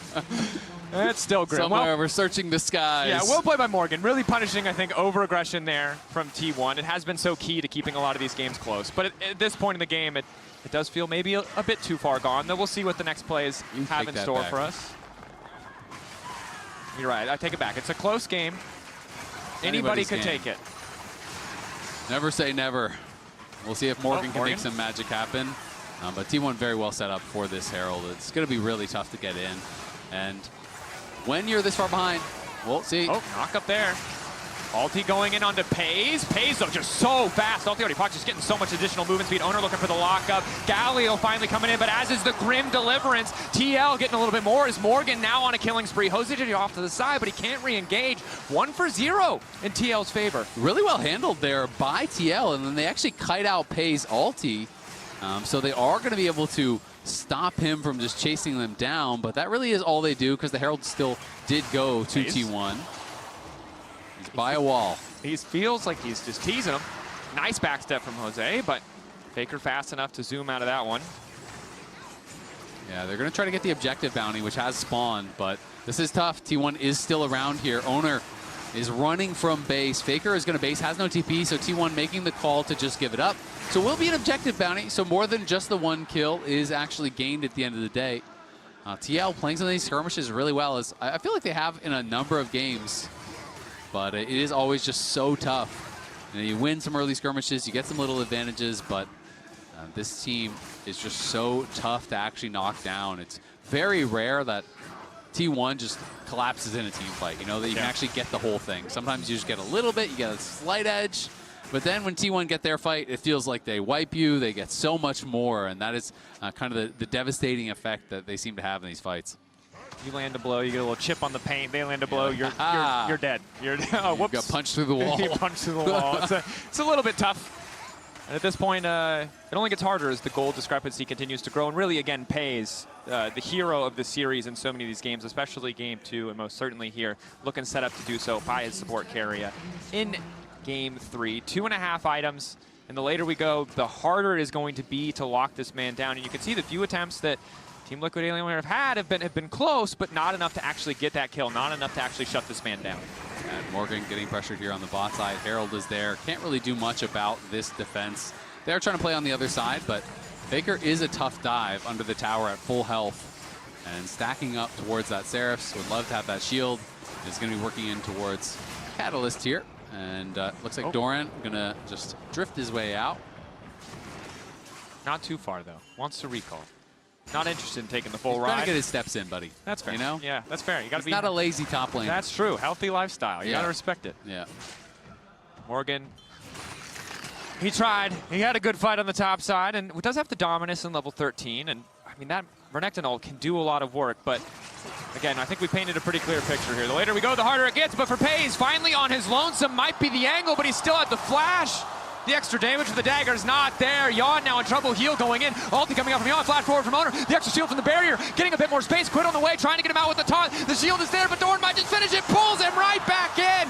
No escapes today. Pays survives there. The one darkened dagger missing from Jose means they don't quite have the damage to take him down. And despite some good reactions from Yawn as Owner was going forward, it just didn't matter. T1 now 6.6k ahead, pushing on this tower. Faker wasn't even there. He's pushing top lane.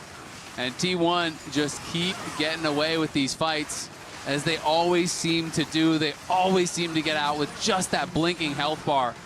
Equal to the task once again. Well played. Again, landing both the daggers, so crucial for Jose Diodo, but just that little miss, that little difference adds up. And we expected to see the big 5-on-5s. We expected to see the big fights from this composition, but Team Liquid haven't found those angles. They found little pick opportunities, but even those have been going awry. Only makes it that much harder as Doran now debating if he wants to run into Morgan here. Yeah, and Faker just looked for a pick and a brush. You can see core is low and Faker has no ult, so 2 + 2 equals a petrified gaze. Yep. And we'll see this one more time. So here it is. This one darkened dagger does miss. It looks like over to the right. Pays, flashing the second as well. So maybe part of the first one tagged him. It's hard to tell because it is kind of a fat animation. The second one definitely got avoided there by Pays, so well played by him. Jan is able to cancel the Vial and has the barrier. Lands a nice root, but Quid realizes the fight is done, so he doesn't even want to go in there and try to peel for Jan. Eventually, someone was going to get one auto on Jan, and he would just die. So Quid decides he's just got to try to get out of there and live to fight another day. Yep. Makes a lot of sense. Reminder that at the conclusion of this series, which of course will be in 2 games when we go to Silver Scrapes, we'll be having the draw. Now, people have already kind of done the math on the draw. We know the winner of this will play against BLG. G2 are already set to play TES. But if you're an NA fan, finding out who Lion plays is going to be very important for your mood after this particular series. So be sure to stick around. Well, we can't play BLG, so that's a dub. That's pretty good. And we can't play T1. So that's another dub. But you know what? You could play. I'm kind of down to see them play anyone. It'll be fun. Main stage is going to be a lot of fun, seeing all the #1 seeds coming in from all these different regions. It's going to be exciting to see how they can perform. I think a lot of people are going to be surprised by Furia as well. I think they're a really strong team, so it should be fun to watch a lot of these teams, the big names as well as those who aren't as well known. But we'll see if TL can find a way to hang on in this game where T1 have 2 dragons to 1 and looking for a chase down here. Just trying to make his way out. We'll get the retreat, but is forced away that side lane. Not getting any easier. No, it's going to be tough. And Quid has no TP. Faker does. So Faker can just continue to play towards that top side while T1 do look to set up around this dragon. It's probably unlikely that they're going to be able to contest it very effectively, but TL basically just have to make their judgment. They know they're insanely behind. They know that Pays is on 3 items with an IE at 21 minutes. Like, that's ridiculous. Yeah, they're not blind to that fact. Basically, every fight will look like a bad fight. You are looking for the fight that looks like as good as you can get. Fight. You know what I mean? Even fight is a miracle at this point. A 1%er is probably what most of the fights are. So if you see a 5% chance, you are going to take it, and that's where they are. That's what they have to try to look for. And they are aware, I think, that T1 could be trying to sneak this, but the question is, can they get over there? It's a good question. So much vision. Jose Diodo spotted TP there. Jose has access to the flash. The miasma slowing him down, opting to retreat instead of go deeper and try to play for the 50-50. Ulti in from poor JJ. Pays immediately gets out and turns to punish. Yon going right back in the air. The feathers pulling back. It's good damage, but it is simply not enough. Pays too quick on the trigger. Cores engaged, not enough. Oh, they're going to look to set him up. That's the triple. Looking for 4. The entire team ready to tank. Oh, Quadra coming in. He's looking for the Penta. He wants to get it. A Penta to finish it. And what better way to do it? Pays gets the Penta kill here to seal the deal. Incredible stuff from the side of T1. Undefeated through the entirety of the play-ins. No doubt they were the favorites, but this level of dominance is incredible to see. A last desperate hold from the second seed of the LCS. They played their heart out, but it was not enough in the face of the 3-time champs. T1 taking their time, taking it to the fountain, sending a message to all the teams waiting in the main stage, and especially to BLG as they clean sweep Team Liquid Alienware. The king is coming. Faker and T1 on their way to the main stage. They never get knocked out early in tournaments. They always are there for the deep runs. And it's this level of dominance, this level of consistency that shows you why they are always able to win the day. And T1, very impressive in this series. TL, I think, can be proud that they pushed them, that they had some close games, they had some good performances, but it's just not enough against a team of this caliber. T1 always coming up big in the clutch moments, whether it was a smite from Owner, whether it was those shock blasts, those hero plays from Doran, whether it was a miraculous team fight from Pays, a brilliant engage from Faker or Carria. There is always one member there ready to step up and take over a game, and TL just could not get past them. TL clean swept KC, can feel good about that one. We're not able to make a dent T1's undefeated streak, but as you highlighted, so many good moments, so many good performances, montage moments in some of those series, especially from Jose Diodo. But that's enough from us here to talk more about T1's victory and look ahead to the draw show. It's the analyst desk. Talk about what? No, I'm kidding. Honestly, T1 really went, okay, you guys had your fun. We're gonna wrap it up from now on. 23-minute game to wrap the series. Raz, they can't see it, but I am looking at you right now. Yeah, you are. You are. There's some serious side-eye. They handled some pure business today. T1 showcased a lot, and I feel like the one thing that was like the most iconic thing from them, incredible team fighting. Yeah. Yeah. Like, just, you cannot match Pays in moments like that. For like just a split millisecond, being able to catch that he was going to be a target, flashing over the Baron pit wall, and then just like being able to clean out. That was ridiculous levels of team fighting and awareness from somebody like Pays, who is, I think, solidified going into the main event as the best AD carry of the tournament. Yeah, it feels a bit hard to dispute that with the way that this guy's playing at the moment. He's been absolutely exceptional, and it's not the first time we've seen him pop off this play-ins. Now, obviously, Caliber is going to be a step up when you get to the main event, but even then, he has set the foundation for every talking point, it feels like, for T1. And what a way to close play-ins. Yeah. With that, with a Penta like that, to kind of just blare out whoever our opponents next are. Good luck. The only thing that's running through my head is like, did I? I did put him down in my pick'ems, didn't I? I'm pretty sure he's in the pick'ems. Because this man has just picked up so many kills. The damage is always there from. He's been absolutely absurd. I remember when the champion came out, I think it was his rookie year when he was back at Genji, and he was one of the best performers you could think of when you have Zeri enabled on the Rift. So the fact that this champion is meta again, enabled with Lulu, good luck in the main event, guys. True. It's another champion that you're going to have to look out for when it comes to T1. And I think we entered the playing thinking that they were going to be heavy favorites. I don't think we can readjust expectations, but how strong do they look right now? If you have, it's hard because we only had one-sided games, right? True. Throughout the entirety of play-ins. But how do we feel about T1 so far? I feel very strong about them. I will say the opponents will be extremely difficult from here on forward. So like you still have to recognize HLE that took them down domestically, and the likes of BLG that just won first stand. So like the opposition's going to be incredible. Well, that's the thing. I think actually, like, I'm a little bit kind of questioning T1 because honestly, I think they have looked good, right? But like their next opponent is BLG. Like, if you give a lead like that, your individual plays are not just going to match up. Like, they will body you. So I think for T1, I want to see a little bit more of a secure early game. And I want to see them still playing towards that style, which is playing around bot. I think we got to see a kind of jokey version of T1. I don't think they're going to play like this when we get to the main stage. I don't think they're going to be as flippant when it comes towards some of their plays. Yes. I think they will really clean it up. But that's why I'm kind of critical of this T1, because I don't think we will see this main stage. One thing that did get cleaned up easily, Doran looked like a monster this series.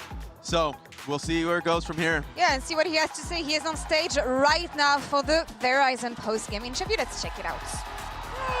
2026 playing stage round 4. At the final gate to the bracket stage, T1 claimed another 3-0 victory and keep their MSI journey alive. Joining us now is T1's Doran. Congratulations. Thank you very much. We have prepared a little gift for you to celebrate your qualification to the bracket stage. This is Gumdori, the mascot of 1993 Daejeon Expo, wearing a special Timo hat to celebrate this MSI. Do you like the Timo Gumdori doll?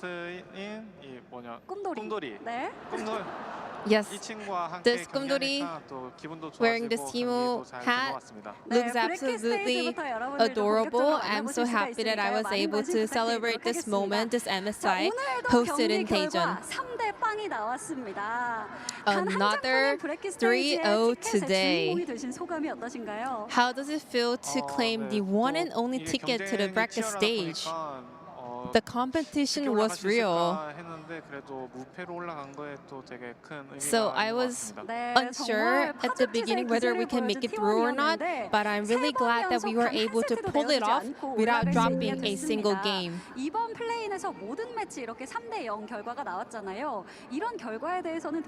This playing stage has only had 3 zeros. Were you surprised by the result as well? To be honest, there were some games where I didn't play up to my expectations. Sometimes I was kind of not performing at the best level, but me and my team all together worked really hard, so I think that's how we were able to pull it off. Morgan has been in great form recently, so a lot of people were paying attention to the top lane matchup. How did it go?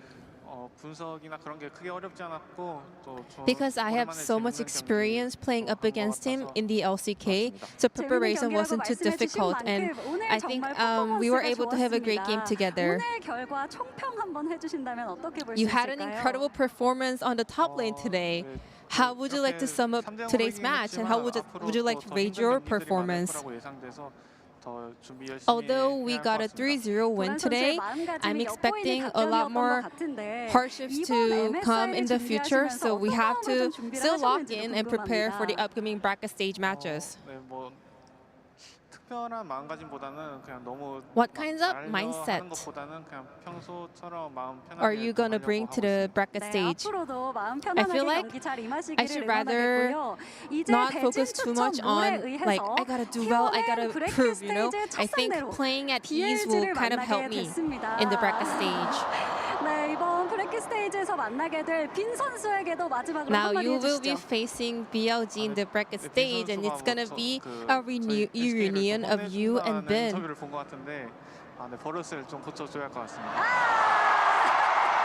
I did see a little bit of a cocky interview from Ben, so I think I gotta teach him some lessons.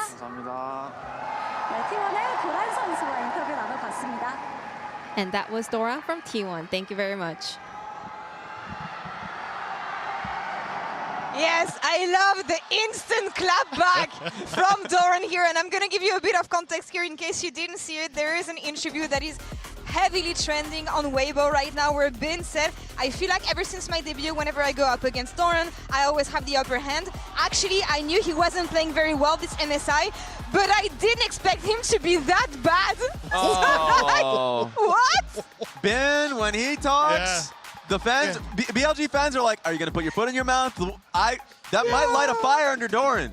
I mean, at least he's put the foot in the throat with that one from the get-go, Yes. because my word, but that's the thing, Bin has always kind of got the better of him in a lot of those situations, so I am curious what this version's going to look like, because Doran did have a couple of whoopsies. Today was significantly better, though.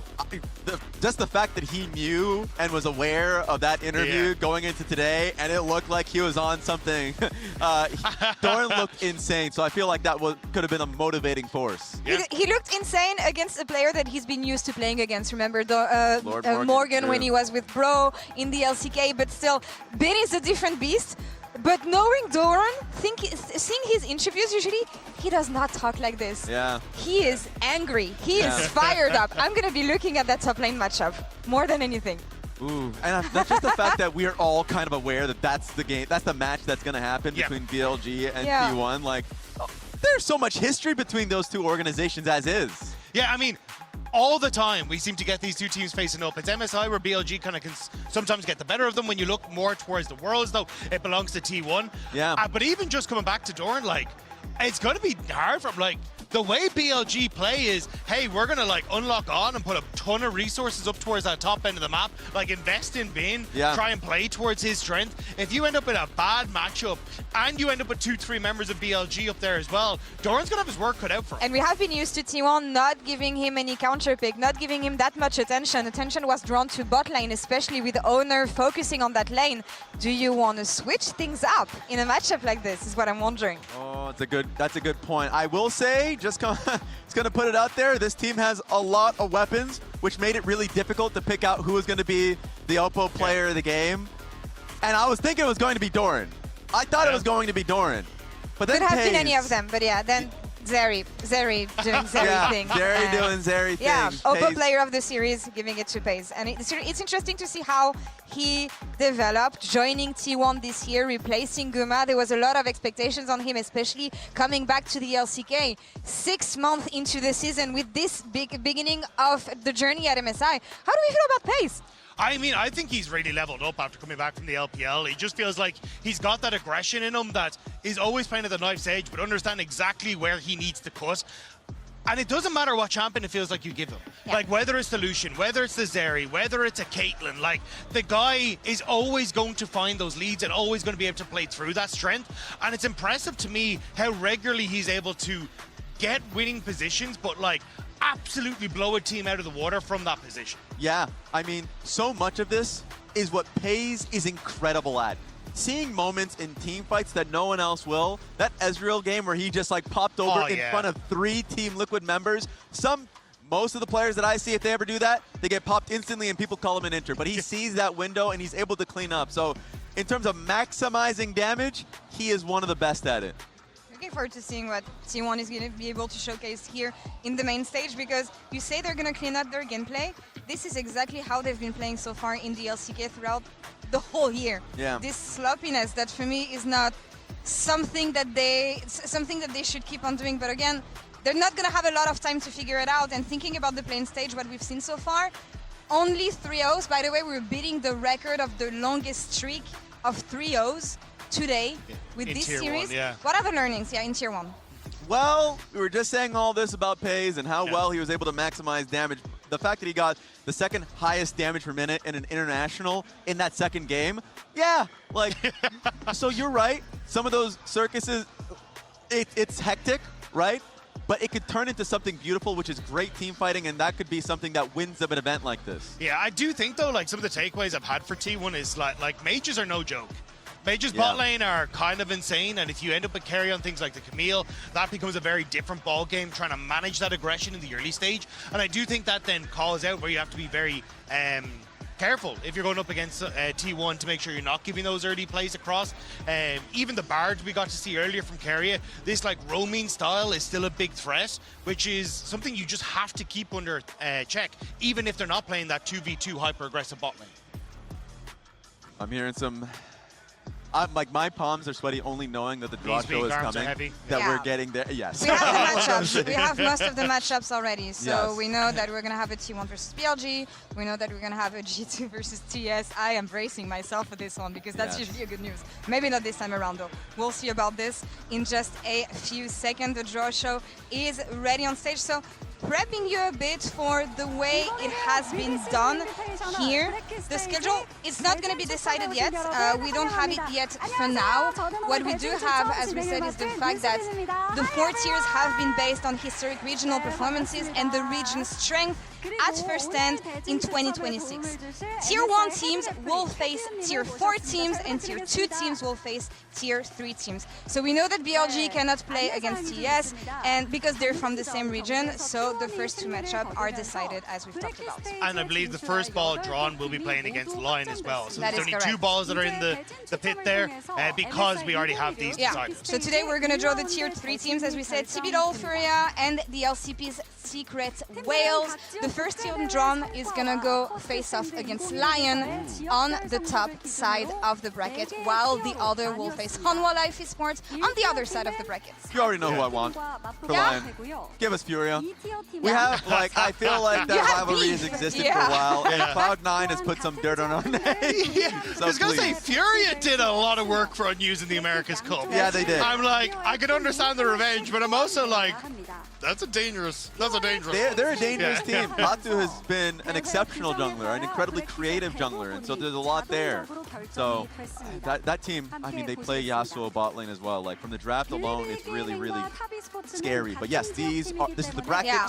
These are the teams that are already decided. Like Laura already said, we're just seeing what Lion and HLE get to face off against. So we've talked about BLG versus T1. I said that I'm bracing myself for G2 versus TS because of historical beef between these 2 teams and the way it usually goes. Yeah. How am I coping here? But the problem is the most recent match, like, set of data we have was Worlds, where we went 0-1 and then 1-3, where Top Esports beat G2 at Worlds in 2025. So I'm a little bit more nervous about that matchup. Plus, I think Tien is playing absolutely insane at the moment. So I think that Skumon-Tien matchup is going to be so much fun to watch. Because that's the thing. Even though these 2 organizations do have history, there are so many new faces. You're right. Tien is going to be on this team, and not like Kanavi, who was on the team in the prior event. And then on top of that, you have Fengyue, who's a rookie, and you have Zoyan, who's like on this stage, first time at an international. So there's a lot happening there for Top Esports. There's generational trauma of TN versus G2 Esports. Yeah. 2019, baby. True. Don't want to remember this one. But given the fact that G2 has been performing really well at first stand, came close against BLG. I'm going to say close. I'm coping completely. Furia. I'm wondering how it's going to be. We're Give gonna us draw the ball. Furia. Let's see. Give what it to happens. us. Show it to us! Yeah! LCS versus CBLOL in the Classic. Okay, you can breathe. The thing is, Furia's been talking a lot for good reasons. They've been beating us. They've been beating our ass, so we definitely want that matchup. But the and problem I'm looking is, if you win both sides of the 2 rivalries you have at this event, I'm never going to hear the end of it. I'm already yapping, and I know I'm annoying as hell. And Hanwha versus Team Secret Whales on the other side of the bracket, as we said. That is an incredibly tough matchup for Team Secret Whales, and I know for LCP as a region, they want to be able to show, A, the performance that you usually seek from them domestically, and from a lot of those players that had that international experience in first stand that we saw from either prior events, they have been cleaning house in the LCP, so they need to be able to show that internationally now. Yeah, definitely a tough matchup for them. Hanwha, yeah, not exactly known for taking it easy on people, especially in the early game with Kanavi coming across. The early game for that team is absolutely insane, but you can see the matchups on your screen. Honestly, there's like 3 of the 4 are absolute bangers, and I'm sorry, Team Secret Whales, you drew the short straw here. Yeah, I mean, there was not going to be an easy matchup for them. No, I feel like, regardless. So, But yeah, hey, Pride trial of by Vietnam, fire. Pride of Vietnam. Give it all you have. Non-stop fighting. I want to see Pun put in a position where he can get that ball bear or something, right? You got to give him a creative counter pick. But I think for me, the most important one is the stuff we were already talking about prior, which is G2 versus Top Esports. Seeing them at an international event got a lot of Chinese fans stomach churning. Yeah. but it's different this time. And it's BLG T1 on the opposite side, who like, it never really is a great, like an easy matchup anytime you go up against T1 and at least not Worlds, which is basically the one saving grace because BLG and the LPL has never beaten T1 at Worlds, but at least at MSI, the data kind of half skews a little bit more in their favor. Yeah, for T1, they've been top 3 for the last 5 years, but obviously not winning the event. it's been that one event that's been really difficult for them. But Paige can be like, I want 2024. I've been the winner here. But Knight is just the best mid laner at the event, the best player in the world. Like, Knight has been, even though through all the hectic nonsense that's been happening, like, he has just been super consistent. So I want to see that matchup again. It's another chance for him to show his worth. I mean, he won MSI prior, so it's time for him to get another one. You think it's going BLG?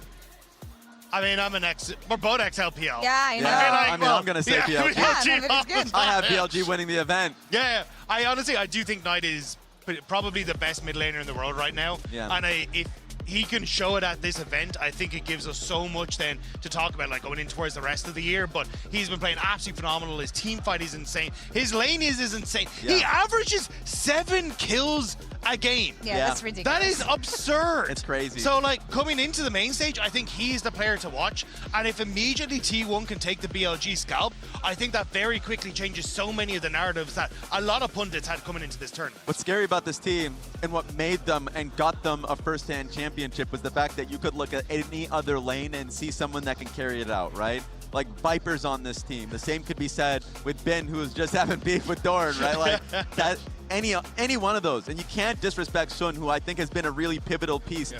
Now they don't have to have that rotating door in the jungle. They have someone that they can rely on. And I feel like this team is ready to win an MSI. Yeah.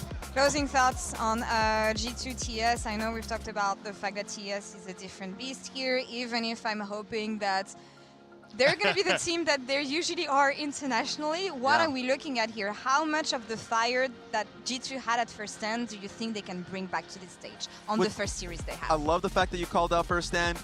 To me, it's all about Skumon. And yes, the bot lane as well, because they were the biggest surprise to me that got them a huge win over the 2 LCK teams, Gen G especially at first stand. So Skumon is a real star. He's somebody that you could just put him on any champion, give him a Nasus angle. So this is honestly the best straw they could have from an LPL and LCK team to get top esports, even though we're giving top esports a lot of praise. Well, how do you feel? I think it's also giving G2 time to kind of see where the meta stands and start to work out like counter picks and answers to a lot of what the strategies are going to be. I think works out well. I do think it is going to be tough against Tien. Especially when he's like so locked in with Fengyue and how they play around the early game and looking for invades. But if there is a team that's going to be able to do it, it's G2. Like, Skumon is the best jungler in LEC for a reason, and I'm just looking forward to seeing how that one pans out. I know a lot of people are hearing the cheers. I think it's Caster Jun's birthday. Oh, is the cake right there, and everyone's cheering him on. That is actually incredibly beautiful. that is amazing. What a I did not legend. know. We're gonna have to get over there. Yeah, cute moments. Yeah, very. There's a lot of birthdays. Yeah, there is. Ji-Sun, Kobe, Caster Jun. What's going on this month? Yeah. Hey, month of celebration. Yeah. And esports. Yeah, there's huge celebrations, and I mean, looking at by the way, this MSI play-ins. 3-0, 3-0, 3-0, 3-0. We've never seen anything like it. It's insane. That's not going to happen going into the main stage. Competition's too tough, I think. Raz, I want to poke... sorry. No, I agree. I wanted to poke your brain on something because you were hoping for that Lion matchup. I do want to call back to what happened to them at MSI. Not at MSI, at First Stand at the beginning of the year, and the fact that they were really disappointed in the showing that they had. It's a good matchup on paper for them, but how slippery can it be? It can be. I think... a lot of the times there's always that feeling that, like, oh, we shouldn't lose to CBLOL, right? Like, once upon a time, they're a minor region. But, like, this is just a completely different CBLOL. And that has been proven when Furia went to MSI and took G2 to 5 games. Like, and they could have easily made it to that MSI main stage. And then they went to America's Cup and handed both, not just C9, but Sentinels. They put us on our butts.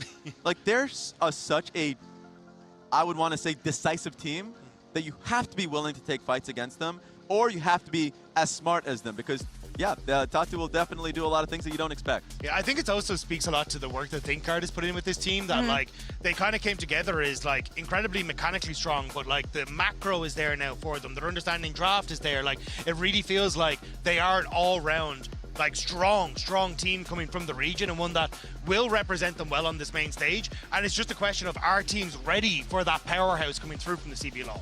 Yeah, and of course ThinkGuard moving on towards FlagQuest, but he always sings praises to the current staff and the current teams. Like, I don't want to assume. I just want the get back. That's it. That's all I want. I recognize that it's a harder team to face in comparison to Team Secret Whales, but I still want to be able to have that because now it's a new flourishing rivalry. And they're going to have a bit more time than some teams to prepare as, ladies and gentlemen, we have a schedule. The games that we're going to open the main event with on July 3rd, so it's going to be Friday at 12 KST. It's going to be HLE versus Team Secret 12, followed by G2 versus TES. On July 4th, Saturday, it is going to be Lion versus Furia, and second matchup will be BLG versus T1. Okay, so we get the main event for last. Oh, it's also 4th of July, right? Oh, true. Oh, no. We have to win that one, boys. We have to win that one. Excited. Excited matches again for the bracket stage. We'll see you in a couple days for this. Tomorrow, no games. We're going to return on the 3rd of July for the bracket stage, and we'll be back at 5 a.m. CST. That's very early, but you want to turn up this one for this one. And that's all for us Wednesday at 8 p.m. PST for the start of the bracket stage. Guys, thank you. We'll see you in 2 days. Be nice to each other. Come back in 2 days, and we'll see you there. Woo! Take it easy, guys. 50 ulti in from Core. JJ Pays immediately gets out and turns to punish. Daejeon going right back in the air. The Feathers pulling back. It's good damage, but it is simply not enough. Pays too quick on the trigger. Core's engaged, not enough. Oh, they're going to look to set him up. That's the triple. Looking for 4. The entire team ready to tank. Oh, Quadra coming in. He's looking for the Penta. He wants to get it. A Penta to finish it. And what better way to do it? Pays gets the pentakill here to seal the deal. Incredible stuff from the side of T1. Undefeated through the entirety of the play-ins. No doubt they were the favorites, but this level of dominance is incredible to see.